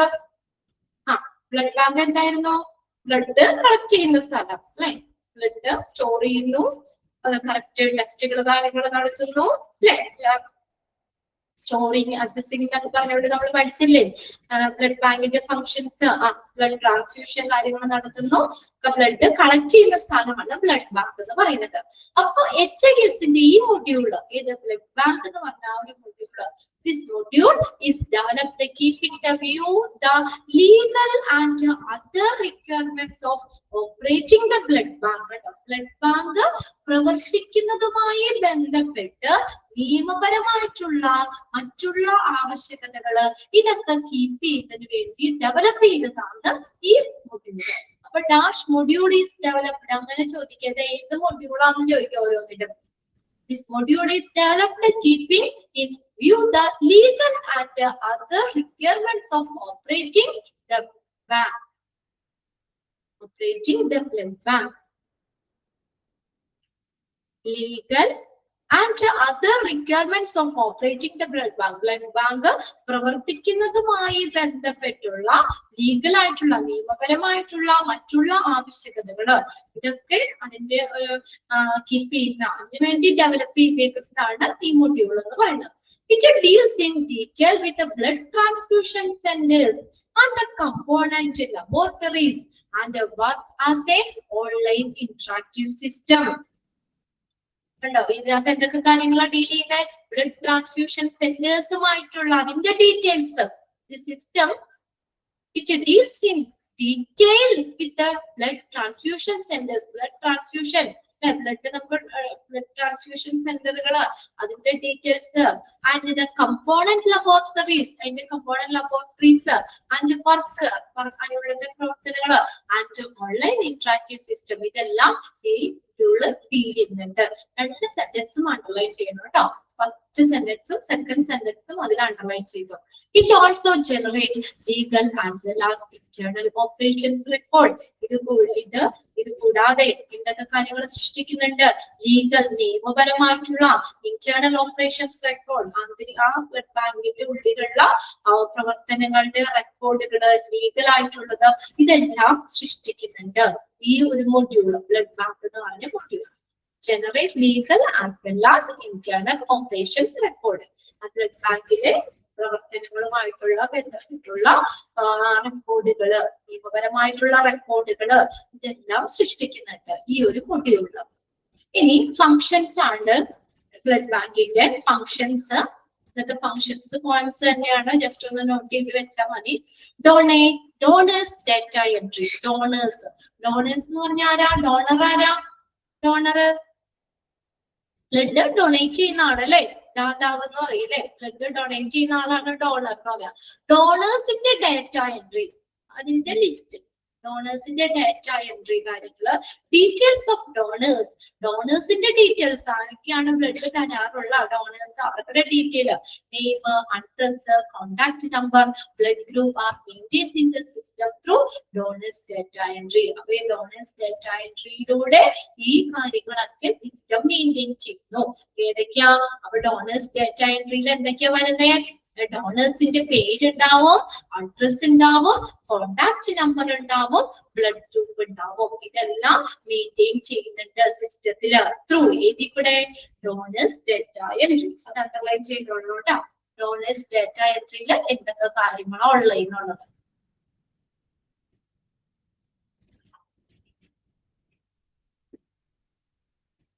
Blood groups are maintained in the system through donors data entry.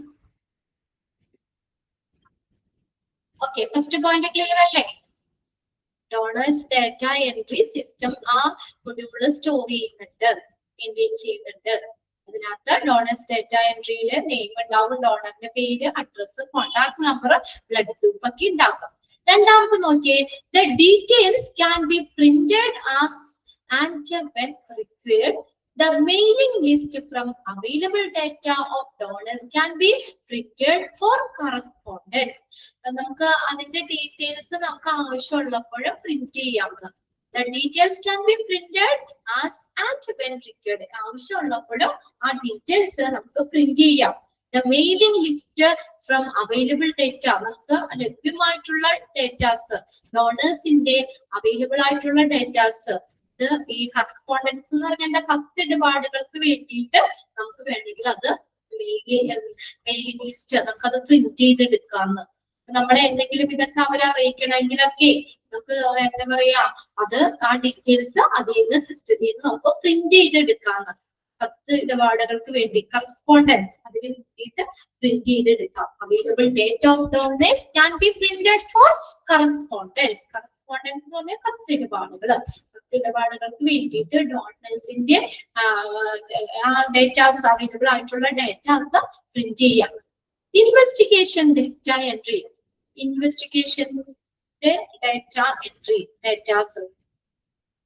Various test details are stored in the system as per the rule of the blood bank. ഇനി പലതരത്തിലുള്ള ടെസ്റ്റുകൾ, blood ബാങ്കിൽ നടത്തുന്ന പല ടെസ്റ്റുകൾ, അതിന്റെ ഡീറ്റെയിൽസ് ഈ സിസ്റ്റത്തിൽ സ്റ്റോർ ചെയ്യുന്നുണ്ട്. അതനുസരിച്ചാ as per the rule of the blood bank, blood ബാങ്കിന്റെ റൂൾ അനുസരിച്ച് തന്നെ പല ടെസ്റ്റിന്റെ വേരിയസ് ടെസ്റ്റ് ഡീറ്റെയിൽസ് ഇല്ലേ, അത് സിസ്റ്റത്തിൽ സ്റ്റോർ ചെയ്യുന്നുണ്ട്. Various test details are stored in the system. ഇങ്ങനെ as per rules of blood bank. Blood bankന്റെ rules അനുസരിച്ച്, ബ്ലഡ് ബാങ്കിന്റെ റൂൾസ് അനുസരിച്ച് ടെസ്റ്റിന്റെ ഡീറ്റെയിൽസ് ആ സിസ്റ്റത്തിൽ സ്റ്റോർ ചെയ്യാം. ബ്ലഡ് ബാങ്കിന്റെ ഫങ്ഷൻസ് തന്നെയാണ് എല്ലാവരും. Then maintain data of test. ടെസ്റ്റിന്റെ ഡീറ്റെയിൽസ്, ടെസ്റ്റിന്റെ ഡേറ്റ ഇല്ലേ, അത് maintain the data of test. ടെസ്റ്റിന്റെ ഡേറ്റാസ്, ടെസ്റ്റ് നടത്തുക, ടെസ്റ്റിന്റെ ഡേറ്റാസ് മെയിൻറ്റെയിൻ ചെയ്യാം, നിലനിർത്താൻ പറ്റും. The test data details required for blood bank record are stored into the system with the specific result on HIV, HB details. HIV, HB ഇതിന്റെയൊക്കെ details, അതിന്റെയൊക്കെ result ഉൾപ്പെടെ test data details blood ബാങ്കിന്റെ റെക്കോർഡിൽ store ചെയ്യണം. ഏതെങ്കിലുമൊക്കെ test ചെയ്യുമ്പോഴേ HIV ഒക്കെ report ചെയ്ത കേസുകളൊക്കെ ഉണ്ടെങ്കിൽ അതൊക്കെ പ്രത്യേകം തന്നെ ആ റെക്കോർഡ്സ് ഒക്കെ സ്റ്റോർ ചെയ്യണം എന്നാ പറഞ്ഞിരിക്കുന്നത്. ടെസ്റ്റ് ഡേറ്റ ഡീറ്റെയിൽസ് സ്റ്റോർ ചെയ്യണം. Required for blood bank records. Blood bank recordsന് ആവശ്യമായിട്ടുള്ള ടെസ്റ്റിന്റെ ഡേറ്റ, ഡേറ്റയുടെ ഡീറ്റെയിൽസ് സ്റ്റോർ ചെയ്യണം. പ്രത്യേകിച്ച് പറഞ്ഞേക്കാണ് വിത്ത് സ്പെസിഫിക് റിസൾട്ട്. അതിന്റെ റിസൾട്ട് HIV, HB ഡീറ്റെയിൽസ് അങ്ങനെയുള്ള ടെസ്റ്റിന്റെ റിസൾട്ട് ഉണ്ടെങ്കിൽ അതൊക്കെ സ്റ്റോർ ചെയ്തിട്ട് വയ്ക്കണം. ആ റെക്കോർഡ് സ്റ്റോർ ചെയ്യണം. അടുത്ത് നോക്കി, facilitate component level administration of the blood units. Facilitate ചെയ്യാന്ന് വെച്ചാൽ സുഗമമാക്കുക. കമ്പോണന്റ് ലെവൽ, ഓരോ കമ്പോണൻസ്, ബ്ലഡിലെ ഓരോ കമ്പോണൻസ് അതിന്റെ level, administration of the blood units, administration of the blood units. അടുത്ത നോക്കി, keep A track of distribution or disposal of the whole blood and the components. Distribution, നമുക്ക് blood distribute ചെയ്തില്ലേ, അതിന്റെ track keep ചെയ്യുക. അല്ലെങ്കിൽ dispose ചെയ്തിട്ടുള്ള, നിർമ്മാർജ്ജനം ചെയ്തിട്ടുള്ള മൊത്തത്തിലുള്ള ബ്ലഡ് കമ്പോണന്റ് അതൊക്കെ എന്ത് ചെയ്യുക, കീപ്പ് ചെയ്യുക. Track of distribution, disposal of the whole blood and the components keep ചെയ്യുക. Signals expiry date and the components characteristics. Expiry date, ഓരോന്നിന്റെയും expiry dates ഉണ്ട്. ഓരോ ബ്ലഡ് കമ്പോണൻസ് നമ്മൾ സ്റ്റോർ ചെയ്യില്ലേ, അപ്പൊ അതിന് ഓരോ expiry date ഉണ്ട് ബ്ലഡ് ബാങ്കിലെ കമ്പോണൻസിന്റെ. അത് നമുക്ക് അതിന്റെ ക്യാരക്ടറിസ്റ്റിക്സ് ഇതൊക്കെ അത് സ്റ്റോർ ചെയ്യുന്നത്. നമുക്ക് RBC 42 ദിവസം സ്റ്റോർ ചെയ്യാൻ പറ്റുള്ളൂ എന്നാണ്. അത് കഴിഞ്ഞാൽ പിന്നെ അത് പറ്റില്ല. എക്സ്പയറി ഡേറ്റ് 42 days വരെയാണ് സ്റ്റോർ ചെയ്യാൻ പറ്റുള്ളൂ. അങ്ങനെയൊക്കെ ഉണ്ട്. അപ്പൊ അത് എന്താ പറയാ, അതിന്റെ ആ ഒരു ഇതൊക്കെ കീപ്പ് ചെയ്യണം. Sickness, expiry date and component characteristics. Expiry date, component, ഓരോ കമ്പോണന്റ് ക്യാരക്ടറിസ്റ്റിക്സ്, ഇതൊക്കെ എന്താണ് ബ്ലഡ് ബാങ്കിന്റെ ഫങ്ഷൻസ് ആയിട്ട് കൊടുത്തേക്കുന്നത് കേട്ടോ. അതാണ് 42 days എന്നാണ് പറഞ്ഞേക്കുന്നത്. നമുക്ക് അതിനകത്ത് RBCD ആണെങ്കിൽ നമുക്ക് സ്റ്റോർ ചെയ്യാൻ പറ്റുന്നത് 42 days. പിന്നെ പ്ലേറ്റ്ലെറ്റ്സ് 5 days എന്നൊക്കെയാണ്. ഓരോ ഇത് കൊടുത്തേക്കുന്നതാണ്. അപ്പൊ എന്തായാലും ഓരോന്നിനും നമുക്ക് എല്ലാ കാലത്തോളം സൂക്ഷിക്കാൻ പറ്റില്ല. അതിന് ഓരോന്നിനും എക്സ്പയറി ഡേറ്റ്സ് ഉണ്ട്. അപ്പൊ അത് നമ്മൾ അത് സൂക്ഷിക്കണം എന്നാ പറയുന്നത്. ഇത് നമ്മൾ സ്റ്റോർ ചെയ്ത് ഒരുപാട് ഓവർ സ്റ്റോർ ചെയ്ത് വെച്ചാലും നമുക്ക് അതിനൊരു പർട്ടിക്കുലർ ഇതുണ്ട്, പീരീഡ് ഉണ്ട് ഇതുവരെ. അത് കഴിഞ്ഞ് എക്സ്പയർ ആകും. അതെല്ലാ കാര്യങ്ങളും അല്ലേ. മെഡിസിൻസ് ആണെങ്കിലും നമുക്കത് ആ ഒരു എക്സ്പയറി ഡേറ്റ് ഉണ്ടല്ലോ, അതുവരെ ഉപയോഗിക്കാൻ പറ്റുള്ളൂ. അത് കഴിഞ്ഞാൽ പിന്നെ അത് ഉപയോഗിക്കാൻ പറ്റില്ല. അപ്പൊ അങ്ങനെയുള്ളത് അതൊക്കെയാണ് ഫങ്ഷൻസ് എന്ന് പറഞ്ഞേക്കണേ. പോയിന്റ്സ് ഒന്നും ബൈഹാർട്ട് ചെയ്യണ്ട. നിങ്ങൾ ഇങ്ങനെയുള്ള മെയിൻ പോയിന്റ്സ് ഒന്നും ബൈഹാർട്ട് ചെയ്യണ്ട. അപ്പൊ ഏകദേശം നമുക്കിത് വായിക്കുമ്പോൾ അറിയാൻ പറ്റും ബ്ലഡ് ബാങ്കിന്റെ ഫങ്ഷൻസ് ഇൻക്ലൂഡ് ചെയ്യണതാണോ അല്ലെങ്കിൽ ഇൻക്ലൂഡ് ചെയ്യേണ്ടതല്ലയോ എന്നൊക്കെ ചോദിക്കാം. പിന്നെ ഇതിൽ നിന്നുള്ള കുറച്ച് ക്വസ്റ്റ്യൻസ് എന്തായാലും മോക്ക് ടെസ്റ്റിലേക്ക് വരുമല്ലോ, മോക്ക് ടെസ്റ്റിൽ ഇടാം. അപ്പൊ അതുകൂടി നിങ്ങളൊന്ന് നോക്കി വെച്ചാൽ മതി. മെയിൻ ആയിട്ട് ഇവിടെ ഫങ്ഷൻസ് ഇവിടെ കൊടുത്തിട്ടുണ്ട് കേട്ടോ. അതിന്റെ ഉള്ളിൽ നിന്നൊക്കെ എന്തെങ്കിലും ക്വസ്റ്റ്യൻസ് ഉണ്ടെങ്കിൽ ഞാനത് നിങ്ങൾക്ക് തരാം. അപ്പൊ അത് നിങ്ങളൊന്ന് മോക്ക് ടെസ്റ്റുകൾ ഞാൻ പറയാറില്ലേ, ഓരോ ക്ലാസ് കഴിയുമ്പോൾ കൃത്യമായിട്ട് തന്നെ മോക്ക് ടെസ്റ്റുകളും ചെയ്ത് കൊടുക്കുക. ഒന്ന് പെട്ടെന്ന് ഒന്ന് വായിച്ചു നോക്കിയ ഫങ്ഷൻസ്.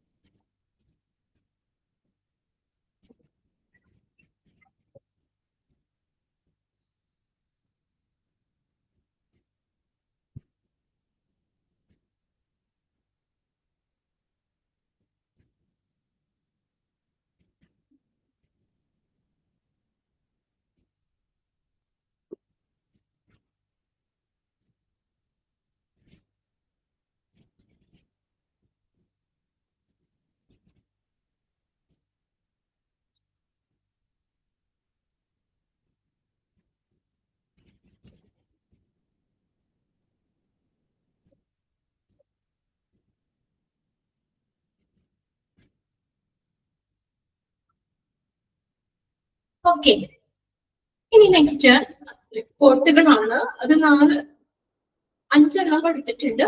അത് നമ്മൾ ബ്ലഡ് ബാങ്കിലുള്ള സ്റ്റോക്ക് ചെയ്യുന്ന റിപ്പോർട്ടുകളാണ് കേട്ടോ. അത് 4 പേര് നോക്കി വെക്കണം കേട്ടോ. റിപ്പോർട്ട്സ് നമ്മൾ ബ്ലഡ് ബാങ്കിൽ സൂക്ഷിക്കുന്ന റിപ്പോർട്ട്സുകളാണ്. ഒന്നാമത്തെയാണ് blood stock register. Blood stock register. Blood stock register എന്ന് പറഞ്ഞാൽ ബ്ലഡിന്റെ സ്റ്റോക്ക് ഇല്ലേ, അത് കാര്യക്ഷമമായിട്ട് കൈകാര്യം ചെയ്യാൻ സഹായിക്കുന്നതാണ് ബ്ലഡ് സ്റ്റോക്ക് രജിസ്റ്റർ. അപ്പൊ അതിനകത്ത് ഓരോ ബ്ലഡും ഓരോ കമ്പോണൻസും എത്രത്തോളം സ്റ്റോക്ക് ഉണ്ട് അത് സൂക്ഷിക്കുന്ന രജിസ്റ്റർ ആണ്. അപ്പൊ നമുക്ക് പൂർണ്ണമായിട്ടും അതെന്താ നമുക്ക് കഴിഞ്ഞിട്ട് അല്ലെങ്കിൽ അത് സ്റ്റോക്ക് തീർന്നിട്ടല്ലല്ലോ അടുത്ത് സ്റ്റോർ ചെയ്യുന്നുണ്ട്.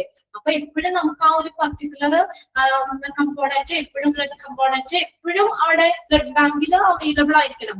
അപ്പൊ നമ്മൾ ഈ ബ്ലഡ് സ്റ്റോക്ക് രജിസ്റ്റർ ഇടയ്ക്ക് ചെക്ക് ചെയ്തുകൊണ്ടിരിക്കണം. അപ്പൊ ഏത് ഗ്രൂപ്പ് അല്ലെങ്കിൽ ഏത് കമ്പോണന്റ് ആണ് കുറവുള്ളത് അപ്പൊ അതിനനുസരിച്ച് നമ്മൾ അവിടെ ബ്ലഡ് ബാങ്കിൽ കളക്ട് ചെയ്യണം. അത് നമ്മളത് സൂക്ഷിക്കണം. അതിനൊക്കെ വേണ്ടിയിട്ടുള്ളതാണ് കേട്ടോ. അതായത് ബ്ലഡ് സ്റ്റോക്കുകള് കാര്യക്ഷമമായി കൈകാര്യം ചെയ്യാൻ സഹായിക്കുന്നു. ഇത് ബ്ലഡ് സ്റ്റോക്ക് രജിസ്റ്റർ, ബ്ലഡിന്റെ സ്റ്റോക്കുകൾ കാര്യക്ഷമമായി കൈകാര്യം ചെയ്യാൻ സഹായിക്കുന്ന രജിസ്റ്റർ ആണ് ബ്ലഡ് സ്റ്റോക്ക് രജിസ്റ്റർ. അപ്പൊ അതിനകത്ത് ബ്ലഡിലെ ഓരോ കമ്പോണൻസും എത്രത്തോളം സ്റ്റോക്ക് ഉണ്ട് എന്നുള്ളതിന്റെ ഡീറ്റെയിൽ നമുക്ക് അതിൽ നിന്ന് കിട്ടും.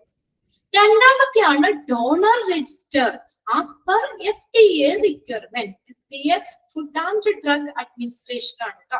FDA food and drug administration as per എന്തനുസരിച്ച് ഫുഡ് ആൻഡ് ഡ്രഗ് അഡ്മിനിസ്ട്രേഷൻസ് അതിന്റെ ആവശ്യകത റിക്വയർമെന്റ്സ് അനുസരിച്ച് ഡോണേഴ്സിന്റെ രജിസ്റ്റർ. രണ്ടാമത്തെ ഡോണർ രജിസ്റ്റർ അണ്ടർലൈൻ ചെയ്താൽ മതി.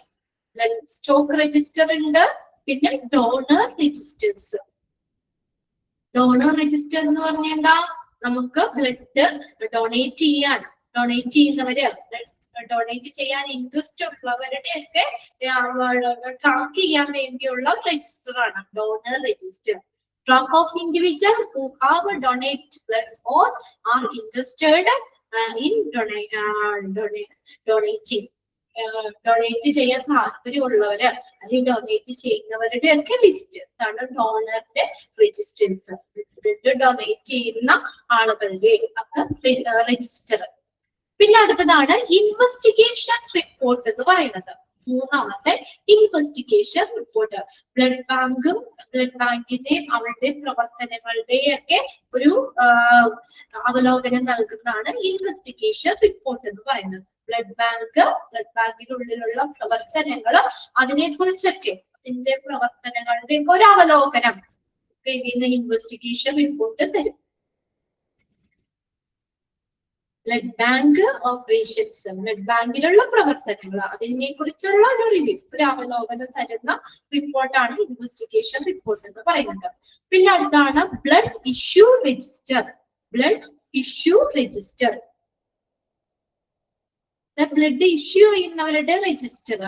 എന്താ പറയാ, ബ്ലഡ് ട്രാൻസ്ഫ്യൂഷൻ ആയിട്ട് ബ്ലഡ് നൽകുന്ന യൂണിറ്റുകളുടെ വിശദാംശങ്ങൾ ട്രാക്ക് ചെയ്യുന്ന ഒരു ബ്ലഡ് ബാങ്കിനുള്ളിലുള്ള റെക്കോർഡ് സിസ്റ്റത്തെയാണ് ബ്ലഡ് ഇഷ്യൂ രജിസ്റ്റർ എന്ന് പറയുന്നത്.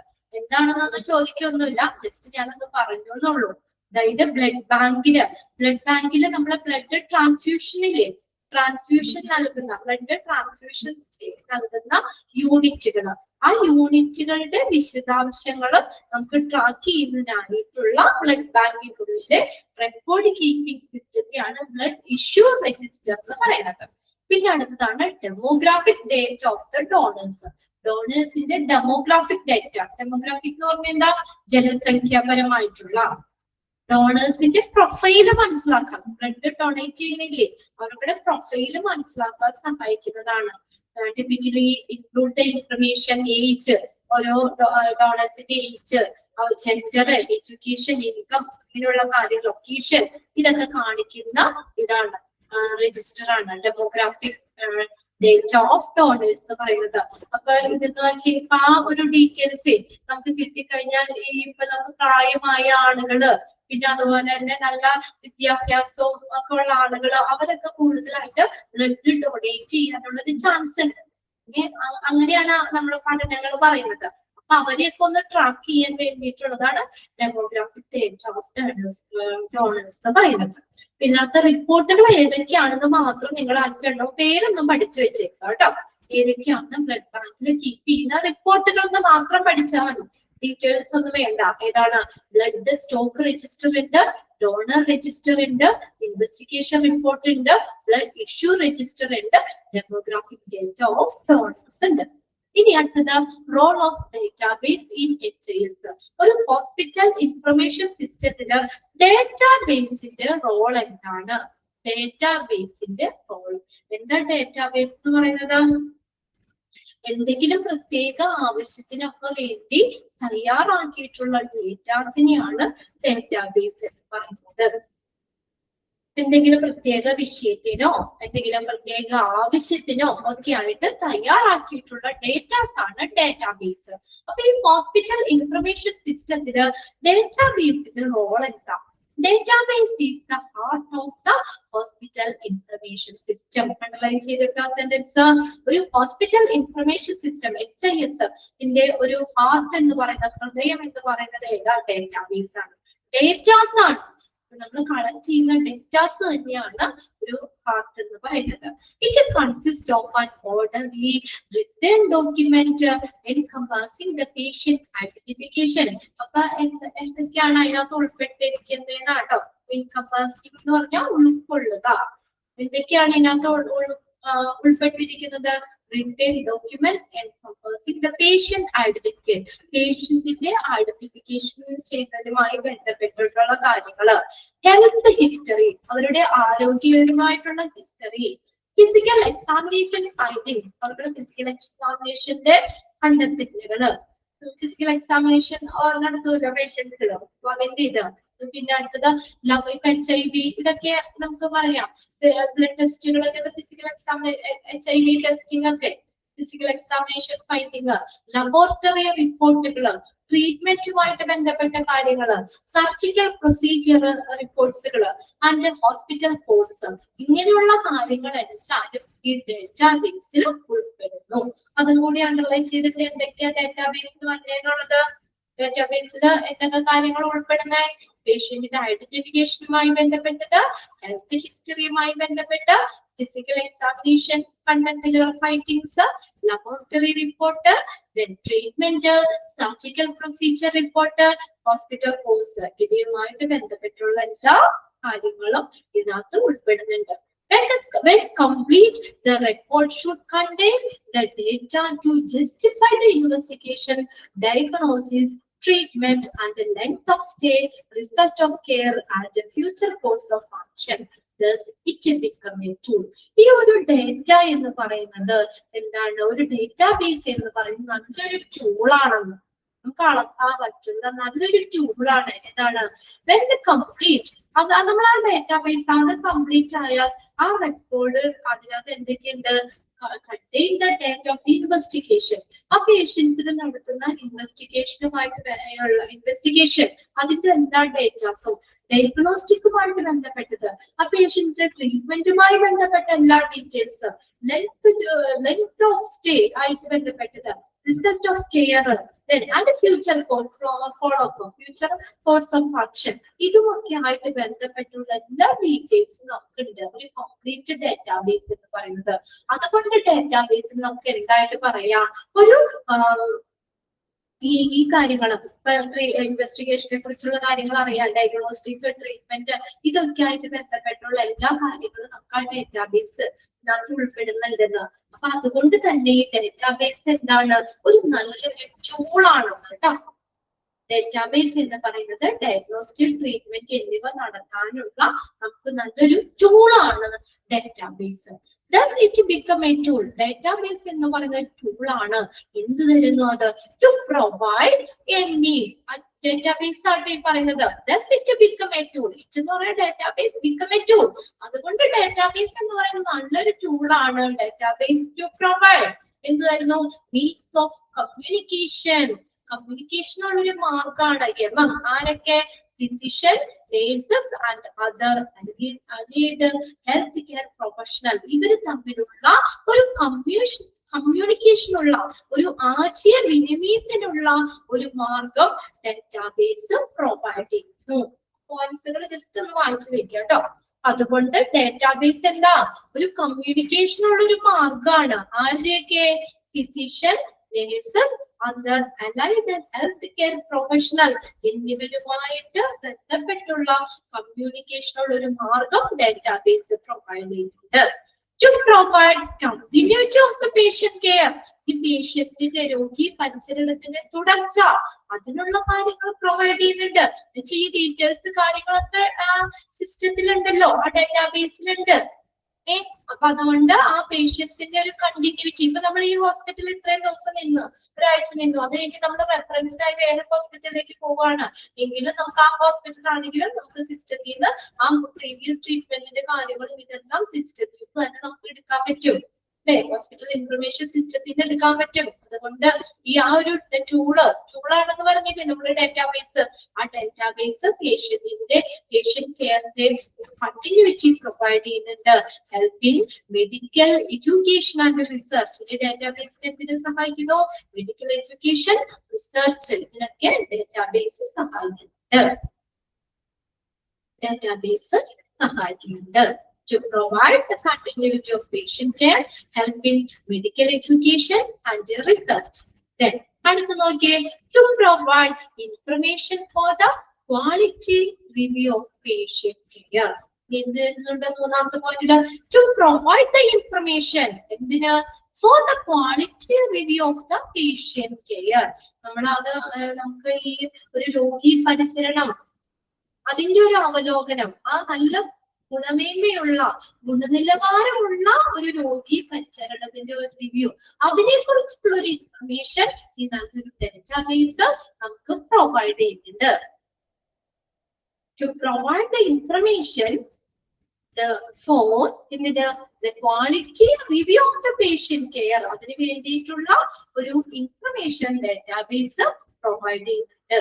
അടുത്ത നോക്കാം, to protect the physician, patient, hospital and helping third party payment. ആരെയൊക്കെ സംരക്ഷിക്കുന്നുണ്ട് ഡാറ്റാബേസ്? ഫിസിഷ്യനെ, പേഷ്യന്റിനെ, ഹോസ്പിറ്റലിനെ and helping third party payment, ഇതിനൊക്കെ പ്രൊട്ടക്ട് ചെയ്യുന്നുണ്ട്. ഇൻഷുറൻസ് പേയ്മെന്റ്സിലും എന്ത് ചെയ്യുന്നത്? സഹായിക്കുന്നുണ്ട്. ഇൻഷുറൻസ്, അതാണ് തേർഡ് പാർട്ടി പേയ്മെന്റ്, ഇൻഷുറൻസ് കാര്യങ്ങളൊക്കെ, അതിനും ഈ ഡാറ്റാബേസിൽ ഹെൽപ്പ് ചെയ്യുന്നുണ്ട്. ഡീറ്റെയിൽസ് കാര്യങ്ങളൊക്കെ സിസ്റ്റത്തിൽ ആ ഡാറ്റാബേസിൽ ഉണ്ടല്ലോ. അടുത്തതാണ് failure to maintain accurate, timely and complete database spoil the usefulness of the HIS. നമ്മൾ കൃത്യമായിട്ടുള്ളതും ടൈംലി കൃത്യമായിട്ടുള്ള, accurate കൃത്യമായിട്ടുള്ള, ടൈംലി എന്ന് പറഞ്ഞാൽ സമയബന്ധിതമായിട്ടുള്ള, പൂർണ്ണമായിട്ടുള്ള, കംപ്ലീറ്റ് പൂർണ്ണമായിട്ടുള്ള ഒരു ഡാറ്റാബേസ്. അങ്ങനെ കൃത്യമായിട്ടുള്ള കറക്റ്റ് കറക്റ്റ് ടൈമില് സമയബന്ധിതമായിട്ടുള്ള കംപ്ലീറ്റ് ആയിട്ടുള്ള പൂർണ്ണമായ ഡാറ്റാബേസ് നിലനിർത്തുന്നതിൽ പരാജയപ്പെട്ടാൽ, ഹോസ്പിറ്റല് പൂർണ്ണമായിട്ടുള്ള ഒരു ഡാറ്റാബേസ് നിലനിർത്തുന്നതിൽ പരാജയപ്പെട്ടാൽ അവരെന്താണ്? spoil the usefulness of HIS. HIS-ന്റെ ഉപയോഗത്തെ എന്ത് ചെയ്യുന്നു? നശിപ്പിക്കുന്നു. HIS-ന്റെ ഉപയോഗക്ഷമതയെ നശിപ്പിക്കുന്നു. ഒരു കംപ്ലീറ്റ് ആയിട്ടുള്ള ഡാറ്റാബേസ് നമുക്ക് കൃത്യമായിട്ടുള്ള ടൈമിലി സമയബന്ധിതമായിട്ടുള്ള പൂർണ്ണമായിട്ടുള്ള ഡാറ്റാബേസ് നിലനിർത്തുന്നതിൽ പരാജയപ്പെടുകയാണെങ്കിൽ, ഇപ്പൊ നല്ലൊരു ഡാറ്റാബേസ് ഇല്ലെങ്കിൽ, ഡാറ്റാസ് ഇല്ലെങ്കിൽ എന്ത് ചെയ്യുന്നു? ആ HIS-ന്റെ യൂസ്ഫുൾനെസ് അതിന് പരാജയപ്പെടുന്നുണ്ട്. HIS ഹോസ്പിറ്റൽ ഇൻഫർമേഷൻ സിസ്റ്റത്തിന്റെ ഉപയോഗക്ഷമതയെ നശിപ്പിക്കുന്നു. എങ്കിലല്ലേ നല്ല രീതിയിൽ നല്ലൊരു കംപ്ലീറ്റ് ഡാറ്റാബേസ് ഉണ്ടെങ്കിലല്ലേ ഹോസ്പിറ്റൽ ഇൻഫർമേഷൻ സിസ്റ്റത്തിന് അത് യൂസ്ഫുൾ ആണെന്ന് പറയാൻ പറ്റുള്ളൂ. അല്ലെങ്കിൽ അങ്ങനെ ഒരു നമുക്ക് ഈ ഒരു ഹോസ്പിറ്റല് നല്ലൊരു കംപ്ലീറ്റ് ഡാറ്റാബേസ് നിലനിർത്തുന്നതിൽ പരാജയപ്പെട്ടാൽ HIS-ന്റെ ഉപയോഗക്ഷമതയെ ചെയ്യുന്നുണ്ട്? നശിപ്പിക്കുന്നുണ്ട്. 10 പോയിന്റ്സുകളാണ് ഒരു നല്ലൊരു ഡാറ്റാബേസ് എന്ന് പറഞ്ഞ ഒരു നല്ലൊരു ടൂളാണെന്ന് പറഞ്ഞു നമ്മള്. അത് എന്തൊക്കെ നമുക്ക് തരുന്നുണ്ടെന്നാണ് പറഞ്ഞേക്കുന്നത് ആ പോയിന്റ്സില്. 5 പോയിന്റ്സ് ആയിട്ടാണ് തന്നേക്കുന്നത്. നമുക്ക് ഒന്നാമത്തെ എന്താ? Physician, nurse, other allied health care professionals, ഇവർ തമ്മിലുള്ള കമ്മ്യൂണിക്കേഷന്റെ ഒരു മാർഗം അത് ഒരു ഡാറ്റാബേസ് പ്രൊവൈഡ് ചെയ്യുന്നുണ്ട്. പിന്നെ രോഗി പരിചരണത്തിന്റെ കണ്ടിന്യൂറ്റി പ്രൊവൈഡ് ചെയ്യുന്നുണ്ട്, തുടർച്ച പ്രൊവൈഡ് ചെയ്യുന്നുണ്ട്. പിന്നെ അടുത്തത് to provide the information provide ചെയ്യുന്നത് എന്തിനു വേണ്ടി? Quality review of the patient care, ഈ പരിചരണത്തിന്റെ ഗുണനിലവാരമുള്ള ഒരു റിവ്യൂ, അതിന് വേണ്ടിയിട്ട് ആവശ്യത്തിനുള്ള ഇൻഫർമേഷൻ ഡാറ്റാബേസ് പ്രൊവൈഡ് ചെയ്യുന്നുണ്ട്. പിന്നെ ഫിസിഷ്യനെ, പേഷ്യന്റിനെ, ഹോസ്പിറ്റലിനെ, തേർഡ് പാർട്ടി പേയ്മെന്റിനെ ഒക്കെ സംരക്ഷിക്കുന്നുണ്ട്. പിന്നെ നമ്മളോട് പറഞ്ഞേക്കുന്നത് ഒരു നല്ലൊരു കംപ്ലീറ്റ് ആയിട്ടുള്ള ഡാറ്റാബേസ്, അക്യുറേറ്റ് ആയിട്ടുള്ള ടൈമിലി കൃത്യമായിട്ടുള്ള സമയബന്ധിതമായിട്ടുള്ള പൂർണ്ണമായിട്ടുള്ള ഒരു ഡാറ്റാബേസ് മെയിൻറ്റെയിൻ ചെയ്യുന്നതിന് പരാജയപ്പെട്ടാൽ HIS-ന്റെ ഉപയോഗക്ഷമതയെ എന്ത് ചെയ്യുന്നു? നശിപ്പിക്കുന്നു. HIS-ന്റെ ഉപയോഗക്ഷമതയെ നശിപ്പിക്കുന്നു. Okay, 5 points. Medical records are available to patient, physician, nurses, teachers, students, and the healthcare institution and the research team, national and international organization. Underline medical records are valuable to patients to patients, physicians, nurses, teachers, students, and the healthcare institutions and the research team, national, international organization, medical records available. Advantage of having a good database can be taken from advantage of HIS. ഒരു നല്ലൊരു database അതിന്റെ ഗുണങ്ങള് hospital information സിസ്റ്റത്തിന്റെ ഗുണങ്ങളിൽ നിന്ന് നമുക്ക് മനസ്സിലാക്കാൻ പറ്റും. നല്ലൊരു ഡാറ്റാബേസ് ഉണ്ടെങ്കിലാണ് നല്ലൊരു കംപ്ലീറ്റ് ആയിട്ടുള്ള ഒരു ഹോസ്പിറ്റൽ ഇൻഫർമേഷൻ സിസ്റ്റം എന്ന് പറയാൻ പറ്റുള്ളൂ. നമ്മൾ അതിലേക്ക് കൊടുക്കുന്ന ഡേറ്റ പൂർണ്ണമായിട്ടുള്ള കൃത്യമായിട്ടുള്ള ഡേറ്റാസ് ആ ഡേറ്റാസ് ആണെങ്കിൽ അതിനനുസരിച്ച് തന്നെ നമുക്ക് അതിൻ്റെതായ റിസൾട്ട് നമുക്ക് കിട്ടും. ഇതാണ് ആ സെന്റൻസ് നമ്മൾ പറയുന്നത്. ഒരു നല്ലൊരു ഡേറ്റാബേസിന്റെ advantage of having a good database. നല്ലൊരു ഡേറ്റാബേസിന്റെ അഡ്വാൻറ്റേജ് എന്ന് പറയുന്നത് ഹോസ്പിറ്റൽ ഇൻഫർമേഷൻ സിസ്റ്റത്തിന്റെ ഗുണങ്ങളിൽ നിന്ന് നമുക്ക് മനസ്സിലാക്കാൻ പറ്റും. ഓക്കെ,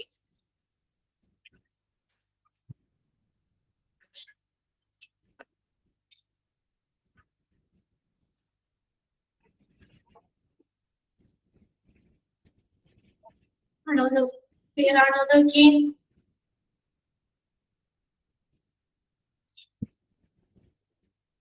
ഒരു ചെറിയൊരു പാരഗ്രാഫും കൂടി ഉള്ളൂ കേട്ടോ. Need of networking in HIS.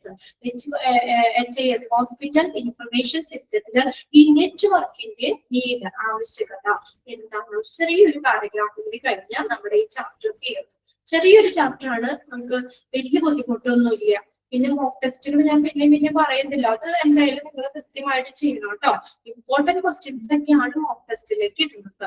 എക്സാമിനും നമുക്ക് ആ മോക്ക് ടെസ്റ്റുകളിൽ തന്നെ കോൺസെൻട്രേറ്റ് ചെയ്താൽ തന്നെ നമുക്ക് നല്ല മാർക്ക് കിട്ടും. അതുകൊണ്ട് അത് നിങ്ങൾ എന്തായാലും മാറ്റി നിർത്തരുത്. അതിന്റെ ഒപ്പം തന്നെ ഇതൊന്ന് വായിച്ചുകൂടി വെക്കണം. ഇതിന്റെ മോക്ക് ടെസ്റ്റുകൾ കൃത്യമായിട്ട് തന്നെ നിങ്ങൾ അത് ചെയ്ത് പോകണം കേട്ടോ. പ്രാക്ടിക്കൽ നമുക്ക് ഈ പാഠത്തിൽ തുടങ്ങാം. ഇനിയിപ്പോ അത് തുടങ്ങിയാൽ നമുക്കത് കംപ്ലീറ്റ് ചെയ്യാൻ പറ്റില്ലല്ലോ. ഇതിന്റെ പകുതിക്ക് വെച്ച് നിർത്തണം. പിന്നെ അടുത്ത ദിവസമാണെങ്കിലും ഇത് ഇതിന്റെ പിന്നെയും കണ്ടിന്യൂ ചെയ്ത് വരണം. അതും ഒരു പാരഗ്രാഫാണ്. അതിന് 1-2 സെന്റൻസുകളൊക്കെ ഇമ്പോർട്ടന്റ് ഒന്ന് അണ്ടർലൈൻ ചെയ്ത് വെച്ചാൽ മതി. അത് നമ്മൾ ഫുള്ളായിട്ട് പാരഗ്രാഫ് ഒന്നും പഠിക്കണ്ട. ആ ചാപ്റ്ററും കംപ്ലീറ്റ് ആയിട്ടുണ്ട് കേട്ടോ. ഇനിയിപ്പോ നമുക്ക് 7th മോഡ്യൂളിലുള്ള 2 ചാപ്റ്റർ ഉണ്ട്. അത് ഒരു ചാപ്റ്റർ ഇതുപോലെ നല്ല എളുപ്പമാണ്, ഒരു ചാപ്റ്റർ ഒരു കുറച്ച് എളുപ്പമാണ്. പക്ഷെ എന്നാലും ചെറുതായിട്ട് ബുദ്ധിമുട്ടൊന്നും ഇല്ല. കുറച്ചല്ലേ എടുത്തു പോകണുള്ളൂ. അപ്പൊ അതുകൊണ്ട് നിങ്ങൾക്ക് അത്രയും ബുദ്ധിമുട്ടൊന്നും ഉണ്ടാവാൻ വഴിയില്ല. ഓൾമോസ്റ്റ് 6th മോഡ്യൂൾ കഴിഞ്ഞോ? മറ്റുള്ള ടീച്ചേഴ്സിന്റെ ഒക്കെ നമുക്കിപ്പോ അടുത്ത ക്ലാസ്സിൽ എന്തായാലും തീരും. കുറച്ച് പോർഷൻ കൂടി ഉള്ളൂ 6th മോഡ്യൂൾ. അത് കഴിഞ്ഞ് അടുത്ത ക്ലാസ്സിൽ തന്നെ നമുക്ക് 7th മോഡ്യൂൾ നമുക്ക് സ്റ്റാർട്ട് ചെയ്യാം. അവിടെ 2 ചാപ്റ്റർ നമുക്ക് പഠിക്കാനുണ്ട്. കഴിഞ്ഞോ? ആരെങ്കിലും കഴിഞ്ഞോ? 7th മോഡ്യൂളിലേക്ക് കയറിയോ?